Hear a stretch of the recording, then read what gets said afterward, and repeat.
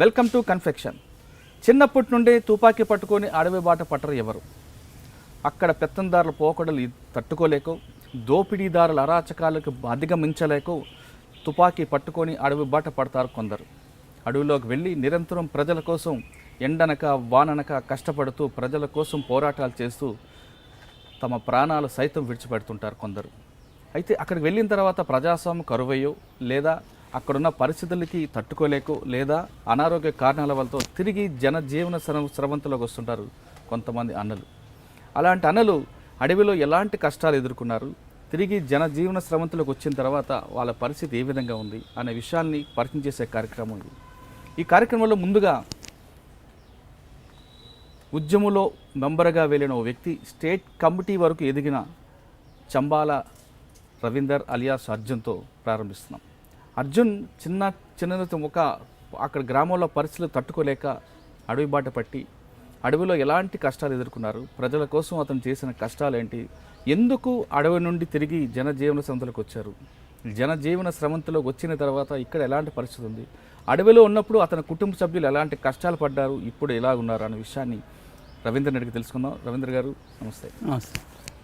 రవీంద్ర గారు, మీరు దాదాపు 2 దశాబ్దాలుగా అడవిలో ఉండి, అంటే దండకారణ్యంలో మీరు ఉండి అక్కడ మీరు ఉద్యమానికి ఎలాంటి ఊపిరి పోసారు, అంటే ఉద్యమంలో మీరు ఎలాంటి పాత్ర చేసుకున్నారు, ఎందుకు అసలు మీరు అడవి బాట పట్టాల్సి వచ్చింది, అడవిలోకి వెళ్ళిన తర్వాత మీరు అనుకున్న లక్ష్యం సాధించారా లేదా, తిరిగి ఎందుకు బయటకు వచ్చారు, ఇప్పుడు ఎలాంటి జీవనం ఉన్నారు అనే విషయాలు చెప్పే ముందు ఒక్కసారి మీ ఫ్యామిలీ బ్యాక్గ్రౌండ్. నేను 1970లో పుట్టానండి. మాది తమ్మడపల్లి అంటే తమ్మడపల్లి జీ ఒకటి ఉంటుంది, తమ్మడపల్లి గ్రామము, జఫర్గఢ్ మండలము. ఇప్పుడు ప్రస్తుతం జనగాం, ముందు వరంగల్ జిల్లాలో ఉండే. అయితే నేను 1975 వచ్చేసరికి అంటే మా కుటుంబం సంబంధించింది, మాది పెద్ద కుటుంబమే, 7 సంతానం. మా నాన్న పేరు శంబాల సాయిలు, మా అమ్మ శంబాల నరసమ్మ.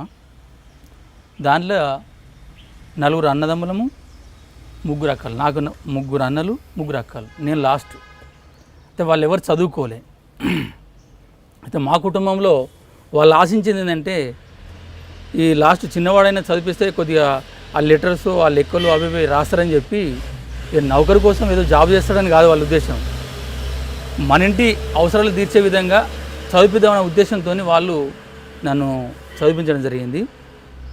నేను 10th పాస్ అయ్యాను, 3rd class. 85-86 last 10th class వరకు చదువుకుని మీరు మీ నాన్నగారు ఆశ్రయాలకు అనుగుణంగా అంటే చిన్న ఉద్యోగాలు చేయకుండా మరి అడవి వైపు ఎందుకు వెళ్ళాల్సి? అదే చదువుకున్న తర్వాత ఇంటికాడ కొద్ది వ్యవసాయం ఉండే. అది నేను జాబ్ కోసం నేను వెతికాను. ఇక్కడ సన్నత్ నగర్ కంపెనీలో పనిచేద్దామని వచ్చాను. అయితే అక్కడ చాలా అంటే నెలకు ఎంత 200-300 ఇస్తామన్నారు అప్పుడు. అది నచ్చలేదు. తర్వాత వేరే మా ఊరు అతన్ని డాక్టర్ ప్రభాకర్ అని ఇప్పుడు చనిపోయాడు, ఆయన వరంగల్ ఉండే. సరే హాస్పిటల్లో కూడా నాకు వాచ్మెన్గా తీసుకొని పోయాడు. అక్కడ కూడా కొద్దిగా నచ్చలే. నేను మళ్ళీ వచ్చాను. మళ్ళీ వచ్చిన తర్వాత కోఆపరేటివ్ బ్యాంక్ ఉంది మా దగ్గర, చిలువేరు గోవిందరాజు అని చైర్మన్, మా ఇంటి పక్కకే, మంచి అతడు. ఆయన నేచర్కూర్ హాస్పిటల్ డాక్టర్. ఆయన మా ఊళ్ళో ఉంది అది. అంటే వాళ్ళకు మాకు విడిదీరాని సంబంధం అన్నట్టు ఆ డాక్టర్తో. అతను చైర్మన్. అయితే నా బాధలు తిరగలేక ఎక్కడ తిరుగుతూ ఏంది ఇది అంతా, ఇక్కడ నైట్ వాచ్మెన్గా ఉండు బ్యాంకులో అని చెప్పిండు. నైట్ వాచ్మెన్ ఉన్నా, నెలకు 300. అట్లా పని చేస్తూనే మనకు ఈ నక్సలైట్లతోని అన్నలతోని పరిచయం అయింది. మనకు పరిచయం అయింది 86, 85-86. మనం 10th వరకు ఏం లేదు, కానీ ఉద్యోగం చేసుకుంటూ ఉండాల్సింది మీరు మరి అన్నలతో పరిచయం ఎందుకు వెళ్ళాల్సి వచ్చింది? అయితే మీరు అన్నట్టుగానే బాల్యం నుండే ఎవరు తుపాకులు పట్టలేరంటే, ఇప్పుడు నేచురల్గానే ఏ సెటిల్ అయినా అక్కడ స్థలకాల పరిస్థితులు బట్టి అవి ఎదుగుదల, అవి అభివృద్ధి అనేది ఉంటుంది. ఏ మనుషుడైనా జంతువులైనా అదే. మనకున్న కూడా స్థలకాలం మా గ్రామ పరిస్థితులు బట్టి ఈ పంచాయతీలు అయితే కదండి, పంచాయతీలు అయితే ఏంటంటే ఉన్నోడిది కథ. ఉన్నోడిదే చెల్లుబాటు, పెద్ద మనుషులు దండగలేయడము. అంటే తప్పు లేకున్నా ఎవరైతే డబ్బులు ఎక్కువ ఇస్తారో సాటుగానో నీటుగానో వీళ్ళు తప్పు లేని వాళ్ళకు తప్పులు చూపించి డబ్బులు తీసేవాళ్ళు, రెండు పక్కల కూడా డబ్బులు గుంజేవాళ్ళు. మా ఇంట్లో కూడా కొన్ని పంచాయతీతో మా దగ్గర నుంచి కూడా డబ్బులు తీసుకునే పెద్ద మనుషులు ఉన్నారు. అప్పుడు పెద్ద మనుషులు 86, 87, 88, 90 వరకు కూడా నేను చూసిన పరిస్థితి. ఇది ఒక పక్క, ఉద్యోగం లేదు ఒక పక్క, చదువుకున్నా. అంతే వ్యవసాయం చేద్దామని అంత పెద్దగా ఏం మాకు వ్యవసాయం అంత లేదు. మా 2 అన్నలు 3 అన్నలు అయితే ఒక అన్న చిన్నంత ఒక 2 ఎకరాలు ఉంటే 3 ఎకరాలు ఉంటే ఆయన వ్యవసాయం చేస్తాడు. 2 అన్నలు పాలేరులే. మా ఊళ్ళో గుంటూరు ఎడ్లని ఉంటుంది. ఇక వాళ్ళే ఇక మొత్తంగా ఉన్న వర్గం అంటే అక్కడనే దొరలేరు మా ఊళ్ళే. అయితే రెడ్లు అంటే గుంటూరు నుంచి వచ్చారట. వాళ్ళకి వ్యవసాయం అనేది బాగుంది, మంచి మంచి భూములు కూడా వాళ్ళకే ఉన్నాయి. మేము ఎస్సీలైనా బీసీలైనా మా 2 అన్నలు జిదే ఉండేది. ఇలాంటి పరిస్థితుల్లో ఇంకొక పక్క ఏంటంటే ఈ మహిళలను లొంగ తీసుకోవడము, లొంగిన వాళ్ళని జబర్దస్తిగా గ్రామాల్లో అత్యాచారం చేయడం, ఈ 2 విషయం ఇది నాకు నచ్చలేదు. అది తల్లిదండ్రులు ఎవరైనా చెప్పినా కూడా ఆ యూత్ వినడం లేదు. పోలీస్ స్టేషన్లో పోయినా వీరు ముందే పోయి పోలీస్ స్టేషన్లో కంప్లైంట్ ఇచ్చి పోలీసులో ఇక కరప్షన్ మీకు తెలిసే ఉంటుంది. ఆ లంచగొండితనం అది యథావిధిగా అది నడుస్తూనే ఉంది. దీనికి మార్గం ఏంటిది అసలు? మనం ఏమైనా అన్నా మనకు చెల్లుబాటు ఉండదు కదా. ఇటువంటి పరిస్థితుల్లో నాకు 86 లాస్ట్ 87లో నాకు సత్యన్ అని పరిచయం అయ్యాడు.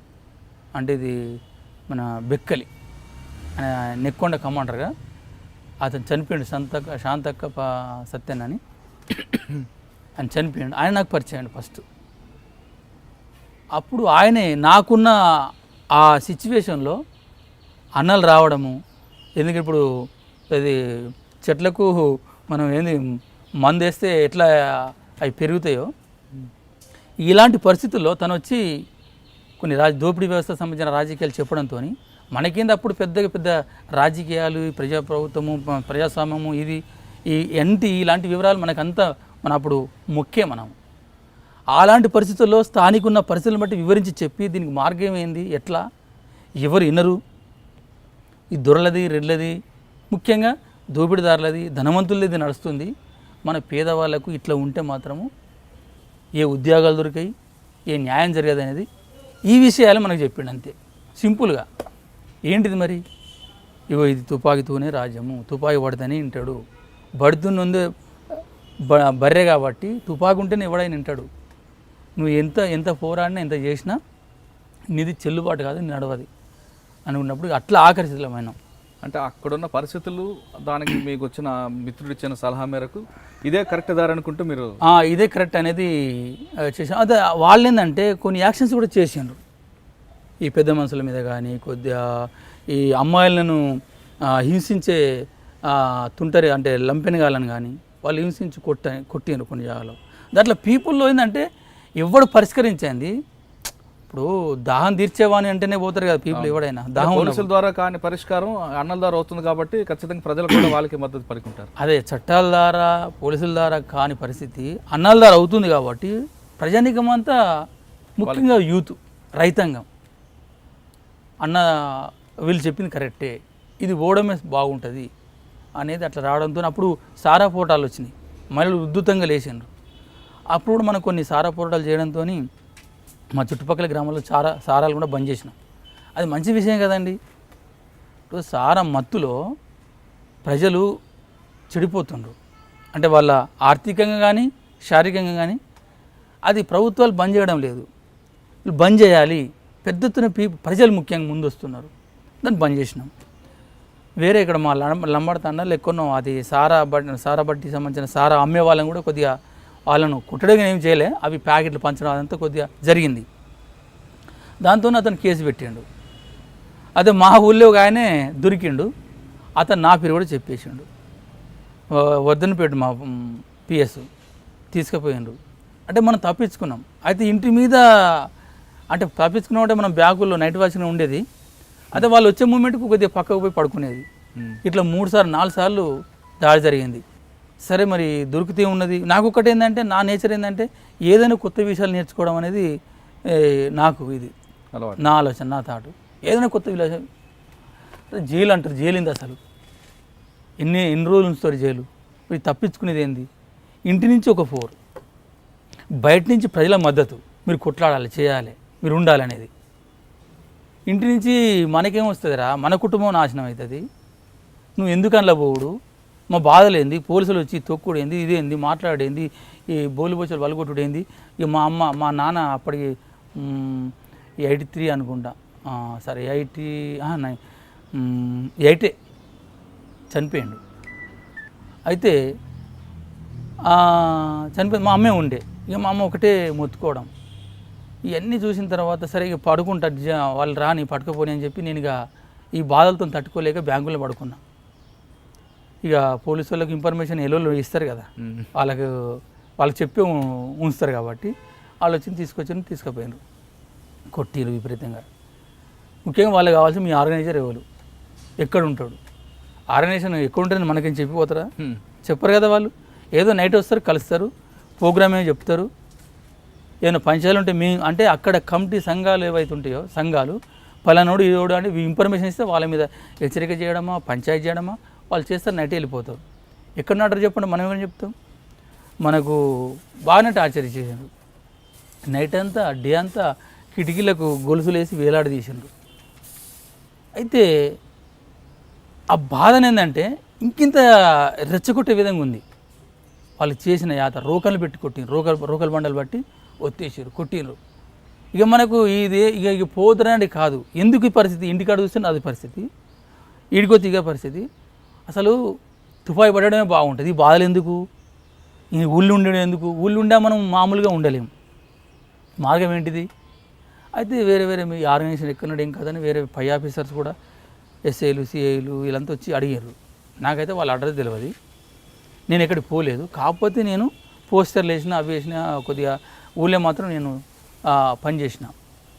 కానీ ఎక్కడ ఉంటుంది నాకు అడ్రస్ తెలియదని చెప్పిన. అయినా కూడా నీ ఇష్టం రా, నువ్వు అడ్రస్ చెప్తున్నావు అంటే ఆర్గనైజర్ కదా, అప్పుడు సిఓ, సెంట్రల్ ఆర్గనైజర్. ఆ ఆర్గనైజర్ నువ్వు అడ్రస్ చెప్తున్నావు, ఇంటికి పంపిస్తావు, లేదంటే జైలు పంపిస్తావు అన్నాడు. వాళ్ళ అడ్రస్ నేను ఎక్కడ చెప్పా? గమ్ము ఊకున్నా. జైలు పంపిండ్రు, వరంగల్ జైల్లో 3 నెలలు ఉన్నా. 3 నెలల తర్వాత మళ్ళీ బెయిల్కి వచ్చిన. అప్పటికి ఇదంతా ఇక 86, 87, 88, 89, 90 వచ్చేసింది. చెన్నారెడ్డి బ్యాన్ ఎత్తేసిండు. ఇంకేముంది? మొత్తం బ్యాన్ ఇచ్చిన తర్వాత ఇంకా మనము ఇంకోటి దీంట్లో పాట ఏంటంటే ఈ గద్దరు పాటలు ఏవైనాయో దాన్ని ఇంకా మనకు ఆకర్షితం చేసినాయి. అది పదము, పాట, ఆ స్టైలు నన్నే కాదు ప్రజానీకాన్నే మొత్తం ఉరుతలు ఊగించినాయి.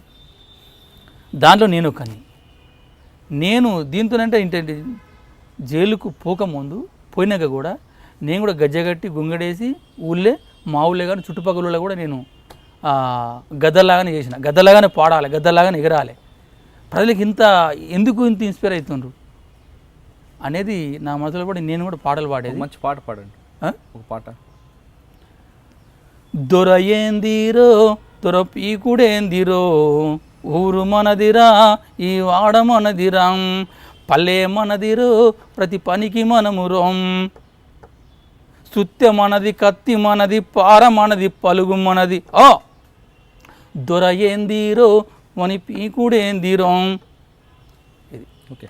అంటే ఆ విధంగా మీరు అంటే ఒక విధంగా మీకు గద్దర్ పాటలు కూడా మీకు ప్రేరణ అవ్వడం, అక్కడ ఉన్న పరిస్థితులకి పోలీసులు పెట్టిన టార్చర్కి తట్టుకోలేక మీరు అడవుబాటు పెట్టారా? అవునా?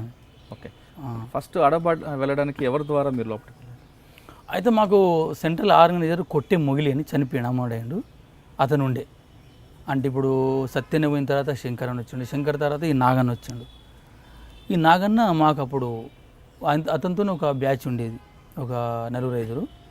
వాళ్ళు దరిదాపుగా కొంతమంది ఉన్నట్టున్నారు. ఇక వాళ్ళు ఎక్కడ పోయారో తెలియదు. నాగన్న మాత్రం అమ్మాడాయిండు. అతన్ని ఏంటంటే నన్ను వేరే జిల్లా కమిటీ మెంబర్ గుండెపోయిన అంజన్ అని ఉండే, అతనికి అప్పగించాడు. అతను ఏంటంటే మమ్మల్ని బస్సుల్ని అంటే వరంగల్ నుంచి ఒక 30-40 మంది, మొత్తం మీద బస్సులో 75 మంది ఉన్నాము. కరీంనగర్ నుంచి వచ్చిండ్రు, నిజామాబాద్ నుంచి వచ్చిండ్రు. మేమంతా ఈ వరంగల్ టౌన్లో అక్కడ గ్యాదరింగ్ అయినాము. అక్కడి నుంచి మనం మహాదేవ్పూర్ అడవుల్లోకి వెళ్ళిపోయినాం. అక్కడ జనార్దన్ అని చిన్నక్క అంటేనో జనార్దన్ భార్య, జనార్దన్ కూడా సరెండర్ అయ్యిండు. జనార్దన్ ఆంధ్రలోకి వెళ్ళిపోయినాం. అతడు మేము ఇంతమందిమి, ఎక్కడ ఏ ప్లేట్లు కావాలి, ఎక్కడ అన్నం కావాలి, ఏంటిది వాళ్ళ అన్నం వండేది, కొత్త పీపుల్స్ తెచ్చేది. మేమంతా ఏది లుంగీలు పరుచుకొని, అవి అరటాకులాగా ఉంటాయి కదండి, అవి పరుచుకొని అందులోనే అన్నం కుమ్మరించి దాంట్లోనే పప్పు అయినా కారమైన కలిపి మొత్తము కలిపేసి లైన్గా గుండ్రా కూర్చొని ఇదో బ్యాచ్ 10 మంది బ్యాచ్ అట్లా మొత్తం ఇస్తారంటే ఒక ఇస్తారే కాదు, ఒక సామూహిక ఇస్తారన్నట్టు. అది అప్పుడు పోలీసులు అడ్డుకోవడాలో జరగలేదు. అప్పుడు అడవి కదా, అప్పుడు బ్యాన్ ఎత్తేయడం జరిగింది అడవి. నేను 90 సెప్టెంబర్లో స్టార్ట్ అయినా. అంటే ఒక్కసారి అడవిలోకి వెళ్ళిన తర్వాత అక్కడ ఉన్న పరిస్థితులు వేరు, అంటే మీరు ఊహించిన పరిస్థితులకి అక్కడికి ఒకేలాగా ఉన్నాయి అనుకున్నారా? మేమంటే అప్పటికి ఇక్కడ ఉన్న వాళ్ళకి అంత అవగాహన లేదండి, ఇక్కడున్న కామ్రేడ్స్కు, ఇక్కడున్న పార్టీకి. అయితే వాళ్ళు అసలు డీకే దండకారణకి వెళ్ళింది 1980. మనం పోయిన తర్వాత మనం పోయింది మహాదేవ్పురం అడవుల్లో. మీకు ఎలాంటి ట్రైనింగ్ ఇచ్చేవారు? మహాదేవ్పురం అడవుల్లో మనం డీకే పోవాలి, దండకారణకి పోవాలి. ఇక్కడ పార్టీ ఆలోచించింది దండకారణం పోవాలి. దండకారణం అప్పుడు నేనున్నప్పుడు మహారాష్ట్ర నుంచి గడిచిరోలి, మధ్యప్రదేశ్ నుంచి బస్తారు, అటు మన ఆంధ్ర నుంచి ఈస్ట్ గోదావరి, రంపచోడవరం, ఇక్కడ మన ఆంధ్ర నుంచి, అంటే ఇప్పుడు ఇది కూడా అప్పుడు ఆంధ్రనే ఉండే, ఆదిలాబాదు. ఇదంతా కలిపి దండకారణ స్పెషల్ జోనల్ కమిటీ ఒకటి ఉంది, ఈ ప్రాంతానికి పోవాలనేది. అందుకోసం మాకు ఇక్కడ మహాదేవ్పూర్ ఉన్న వాళ్ళ సంబంధించిందంటే మాకు తిండి పెట్టి క్షేమంగా సాగనంపడమే వీళ్ళ పని. అయితే మధ్యలో పోతుంటే పీటీ, ఫిజికల్ ట్రైనింగ్ సంబంధించిన పీటీ అవి చేసుకుంటూ పోయేది. ఇక స్టార్ట్ అయింది. మహాదేవ్పూర్ నుండి బస్తర్ దండకార్యం వరకు అడవిలో నడుచుకుని వెళ్ళారా, లేదంటే మళ్ళీ బస్సుల్లో? ఇక అక్కడ ఏం వెహికల్ లేవు మాకు, దగ్గర అంత గుర్తులేదు కదా, ఒక 1 నెల రోజులు పట్టవచ్చు. అలా చిన్నగా అంటే పేషెంట్ అయ్యేది, కాలు నొప్పులు ఇవి అట్లా మేము గోదావరి, ఇంద్రవతి దాటి మేము అటు మహారాష్ట్రకి వెళ్ళాం. ఫస్ట్ మహారాష్ట్రలో మాకు ట్రైనింగ్ జరిగింది ఒక 1 నెల రోజులు. ఆ ట్రైనింగ్ అయిన తర్వాత ముఖ్యంగా రాజకీయంగా, మిలిటరీ పరంగా 2 రకాలుగా ట్రైనింగ్ ఉంటుంది. ఎందుకు రావడం జరిగింది, ఏంటిది, లక్ష్యం ఏంది, పార్టీ సిద్ధాంతం ఏంది, అక్కడ కొద్దిగా ప్రాథమికంగానైనా మాకున్న స్థాయిలో మనందరినీ దండకార్యానికి పంపడానికి కారణం ఏమనుకుంటున్నారు? అక్కడ నాయకత్వాన్ని పెంపొందించాలనేదే లక్ష్యం. అంటే ఇప్పుడు పార్టీ చాలా భవిష్యత్తును గ్రహించింది. కొండపల్లి సీతారామరావు, అప్పుడు కొండపల్లి సీతారామయ్య తను ఆలోచించిందంటే దండకారణంలో మనం ఎస్టాబ్లిష్ కావాలనేది. అక్కడ ఆ ప్రాంతంలో అరాచకాలు ఎక్కువ ఉండేవి అప్పట్లో. అట్లని కాదు కానీ అక్కడికి పోవడం ద్వారా, అక్కడ అడవి ప్రాంతం కదా, ఇప్పుడు భారతదేశానికి ఈ ప్లేన్లో ఉండడము, ప్లేన్లో బేస్ ఏరియాలు, గెరిల్ల బేసులు ఇవన్నీ మనం నిర్మించుకోలేము కదా. అక్కడ ఒక బేస్ తయారు చేయాలనేది.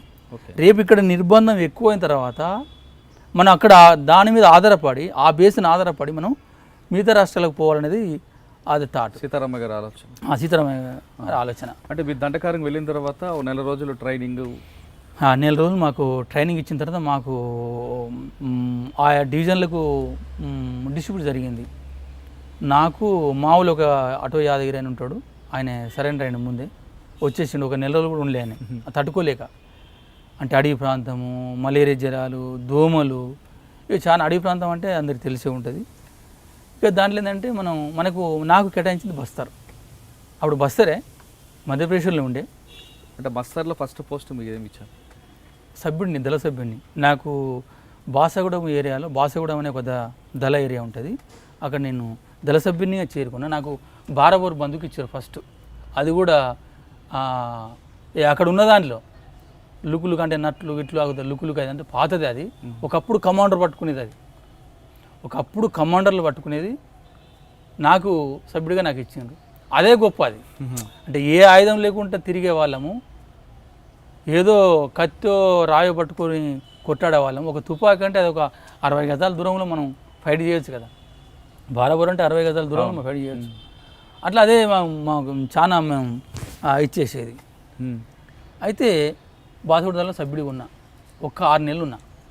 6 నెలలు 6 నెలల్లో మీ దినచర్య ఏ విధంగా ఉండేది? 6 నెలలు మాస్ వర్క్ అంటే పొద్దున పోవడము, ఒక డేర్ వేయడము, ప్రజలకు సంబంధించిన ప్రజలు రావడము, మాకు తిండి తేవడము, వాళ్ళు ఇక్కడ బియ్యము అవి వాళ్ళకు దొరికిన వస్తువులు, బియ్యము, పప్పులు, కూరగాయలు ఏవైనా తెచ్చిచ్చేది. ఒటి చేపలు కానీ, పచ్చి పులుసే కానీ, ఇంకేమైనా అంటే చింతపండు ఏదైనా వాళ్ళకు ఉన్నది తెచ్చి మా డేరాలనే ఉండేది, లేకపోతే వాళ్ళకైనా ఉండి పట్టుకొని వచ్చేది, కానీ మేము ఉండపోయేది. అంటే వండడం తీసుకుని అక్కడ స్థానిక సమస్యలు ఏమైనా చెప్పేవారా మీకు? చెప్పేది. వాళ్ళ స్థానిక సంబంధించిన కొట్లాట కానీ, భూమి లేని వాళ్ళు ఉన్నారు కొంతమంది, భూమి సంబంధించిన కానీ, లేకపోతే ఇప్పుడు చేతబళ్ళు అని కొన్ని ఉంటాయి, చేతబళ్ళని సంబంధించిన కానీ, ఈ సమస్యలు మనకు ఎక్కువ వచ్చేది. అంటే రోగాలు కదా బాగా, అంటే వాటి పరిష్కారం వేరు చూపించేవారా? చూపించేవాళ్ళం. అట్లేదంటే వాళ్ళు పీపుల్తో ఏంటంటే మనం ప్రజా పంచాయతీలు చేయడము, వాళ్ళకు పాటలు పాడి రాజకీయ ఎడ్యుకేషన్ చెప్పడము, అట్లా అక్కడ ముగించుకొని మళ్ళీ సాయంత్రం మళ్ళీ 2 గంటలో, గంటనో, అర్ధ గంటనో పోవడము, అంటే విలేజ్ ఎక్కడ ఉంటే అక్కడికి మళ్ళీ అదే ప్రోగ్రాము. ఇట్లా మాస్ వర్క్లో 6 నెలలు నేను ఇక్కడ భాష ఉన్న తర్వాత నాకు నెక్స్ట్ ఎక్స్టెంట్ కేసు అంటే విస్తరణ కోసము బాన్పతపూర్ దళేరియా కొత్తగా అది 91 జూలైలో ఫామ్ అయింది. అక్కడ కూడా దళ సభ్యుడిగా నేను వెళ్ళిపోయినా. అక్కడ వెళ్ళిపోయిన తర్వాత అక్కడ నాకు భాష అసలు ఇక్కడనే భాష 6 నెలలు ఇది ఈ భాష అంటే కోయ భాషనే. ముఖ్యంగా ఈ సందర్భం కూడా చెప్పుకోవాలి, గోండి అంటే ఈ బస్తరు ప్రజలకు 2 రకాలు ఉంటుంది అన్నట్టు. గోండి అంటే వీళ్ళకి నచ్చది. గోండి అంటే ఇది ప్రభుత్వం సృష్టించింది, అది చీమలు అంటే గొత్తికోయ అంటారు. అంటే ఇప్పుడు గోండి అంటే వీళ్ళకి కుదరది, అంటే వీళ్ళు నచ్చది. కోయ అనేది వాళ్ళ గౌరవపదం, మమ్మల్ని కోయ అనాలంటారు. అటు ఉత్తర బసరు పోతే మేము గోండ్లమే, మేము గోండే అనాలంటారు. అంటే ఇక్కడ మురియ భాష, ముఖ్యంగా వీళ్ళు జగదల్పూర్ ప్రాంతాల నుంచి వచ్చిన మురియా, వీళ్ళు రెబల్ పీపుల్, అంటే మంచి పోరాట తత్వం గల వాళ్ళు. ఈ మురియా వాళ్ళు అంటే ఇక్కడ భాష కొంత తేడా ఉంటుంది, మళ్ళీ అడిపోతే అడు భాష కొద్దిగా తేడా ఉంటుంది. ఈ తేడాలను గమనించడంలో కొద్దిగా మనకు ప్రాబ్లం అయిపోయింది. అది అక్కడ మనం 91 జూలైలో అక్కడ ఫామ్ అయింది. ఆడ ఫామ్ అయిన తర్వాత అది ఒక విలేజ్ చాలా మర్చిపో, అదే నాకు ఫస్ట్ అటెంప్ట్. నేనే సెంట్రీ ఉన్నా, దళం రక్షణ కోసం నేను సెంట్రీ పెట్టిండ్రు, దళం వాళ్ళు ఉన్నారు, పోలీసులు వస్తుండ్రు, 2 జీవులాలు వస్తుండ్రు, మనం చూసినాం. అయితే కొంత కొత్త వాళ్ళు కాబట్టి అసలు పారిపోతారు. ఇక నాకు నేచర్ వల్ల కొద్దిగా ఈ ఫైటింగ్ ఇదంతా కొద్దిగా నాకు ముందు నుంచి కొద్దిగా అలవాటు కాబట్టి నేను కొద్దిగా ఫైర్ చేసి మీరే వాళ్ళ నేనే చూసిన తర్వాత వాళ్ళు అక్కడనే వాళ్ళ పొజిషన్లోకి వెళ్ళిపోయారు పోలీసు వాళ్ళు. ఇక మా వాళ్ళంతా దళం తప్పుకున్నది, ఎవరు లేరు. నేను ఒక డేరా పోయేసరికి ఎవరు లేరు, సామాన్లు అంతా విడిచి వెళ్ళిపోయారు. ఇక నా కిట్టు నాదేందో నా సామాన్లు చదువుకొని నేను వెళ్ళిపోగా లాస్ట్ 1 కిలోమీటర్ దూరంలో ఒక సభ్యుడు కలిసాడు నాకు. అతన్ని మళ్ళీ తీసుకొని అట్లా వెళ్ళిపోయి తెల్లారినాక మొత్తం బ్యాచ్ని కలుసుకున్నాం. అదొకటి మా దళాన్ని రక్షించడంలో అది పార్టీ గుర్తించింది, ఇతడు ధైర్యవంతుడే, బాగానే కొట్లాడతాడు, దళాన్ని రక్షించుండు అనేది ఇదొకటి. దీన్ని బట్టి ఏం చేసినట్టే నాకు బాన్పతపూర్ దళం ఉన్నా కదా, ఇప్పుడు అప్పటికి మాస్ వరకే నడుస్తుంది.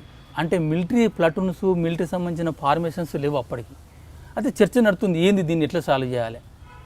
మనము పోలీసులను ఎదుర్కోవడానికి, భూస్వాములను అంటే ముఖ్యంగా ప్రజా వ్యతిరేకులను ఎదుర్కోవడానికి అసలు ఏంటిది మన తాటు, మాస్ వరకేనా, అసలు మిలిటరీ ఏంటిది అనేది ఆలోచన వచ్చిన తర్వాత 1994లో అది జూలై ఒక మిలిటరీ దళం అని ఏర్పాటు చేసిండ్రు.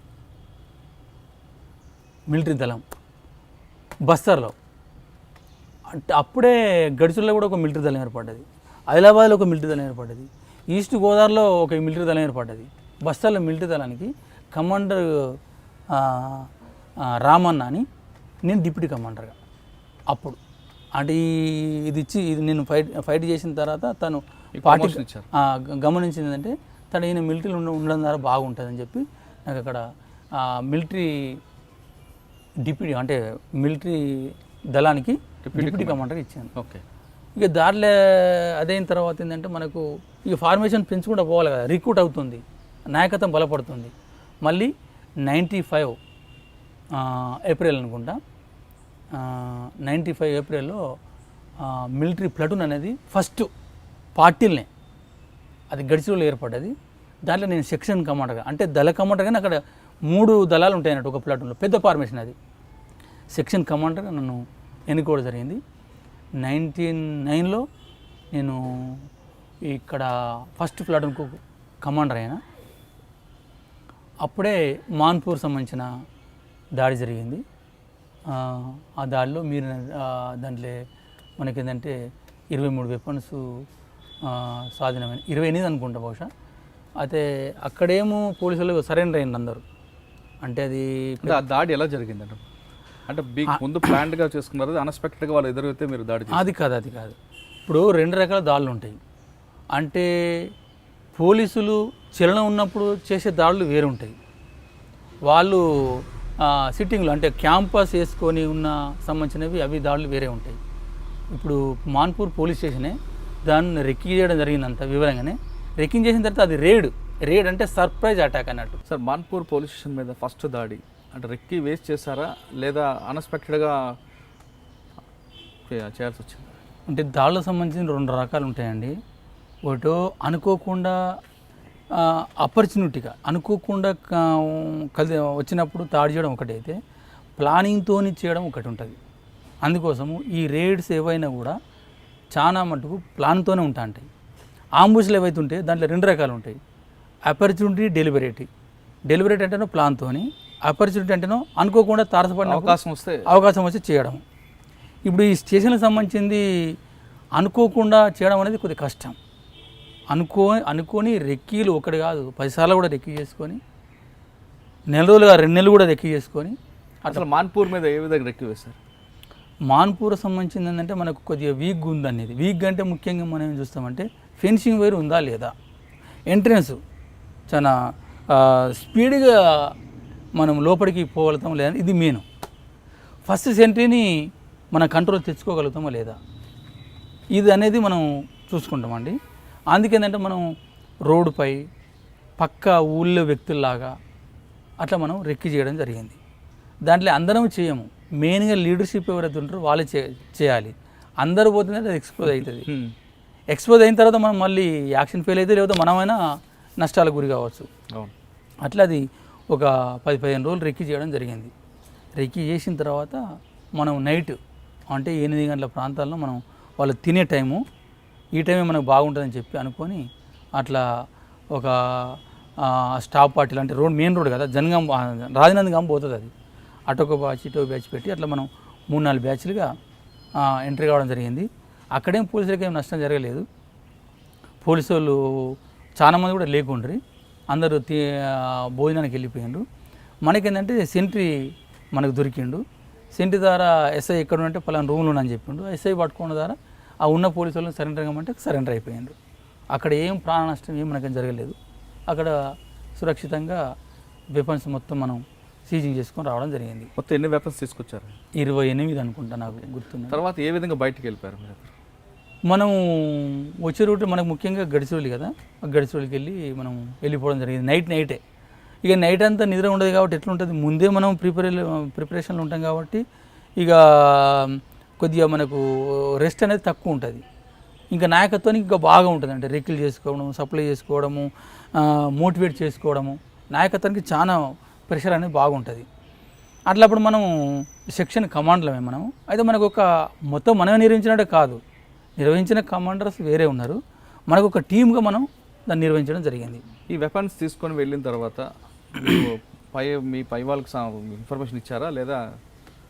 ఈ వెపన్స్ ఏదైనా స్వాధీనం చేసుకున్న ప్రతి వస్తువును మనం పై కమిటీ తెలియజేసుకోవాలి. ఎవరి దగ్గర వారు ఉంచుకోవడానికి మనకు ఆస్కారం లేదు, ఛాన్స్ లేదు.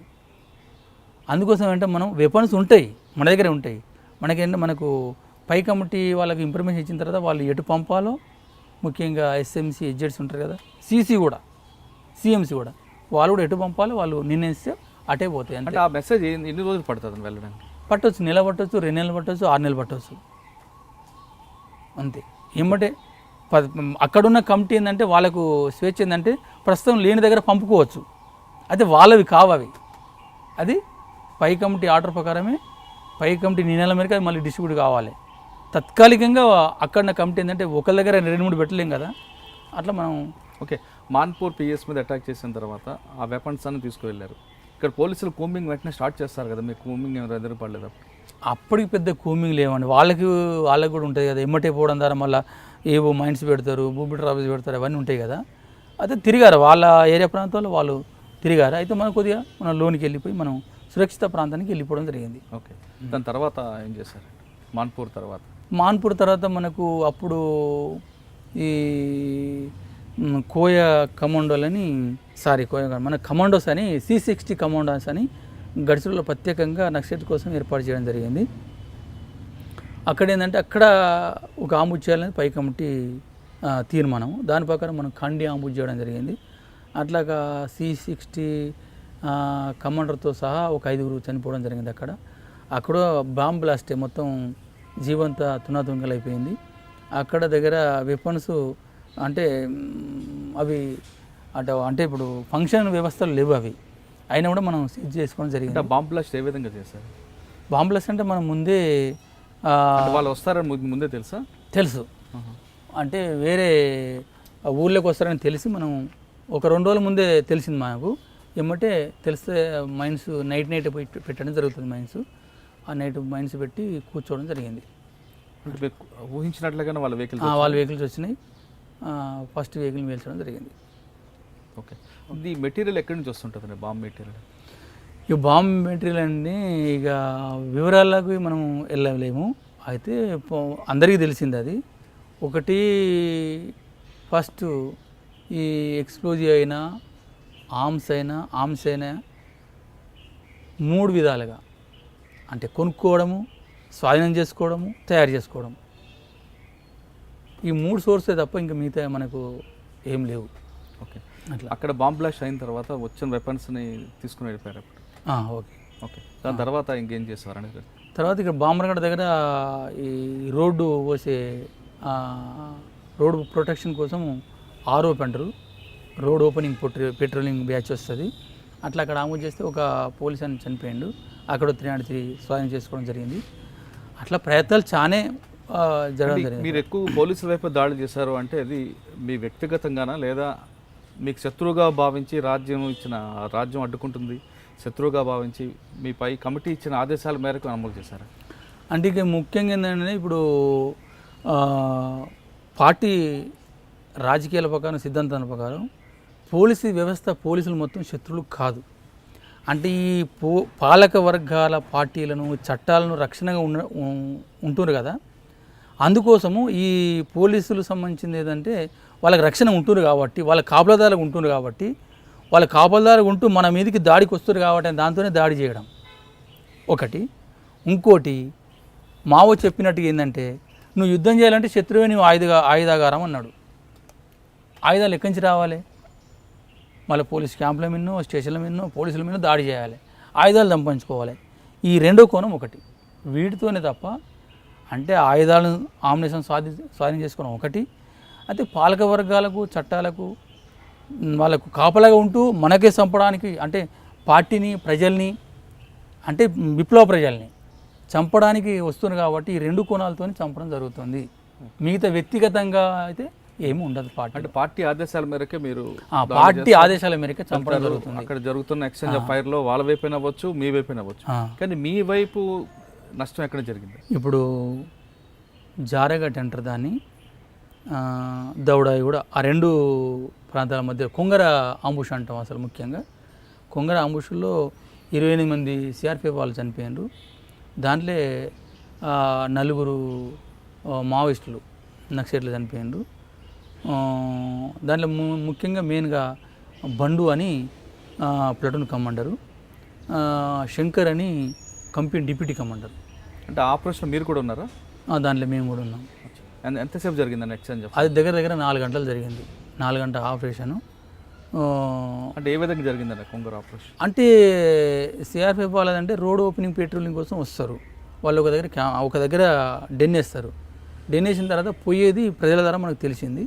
దాంతో ఏంటంటే మనం ఆంబుజ్ చేయడం జరిగింది. అంటే ఒక 2 రోజుల ముందే ఇది డెలిబరేటే.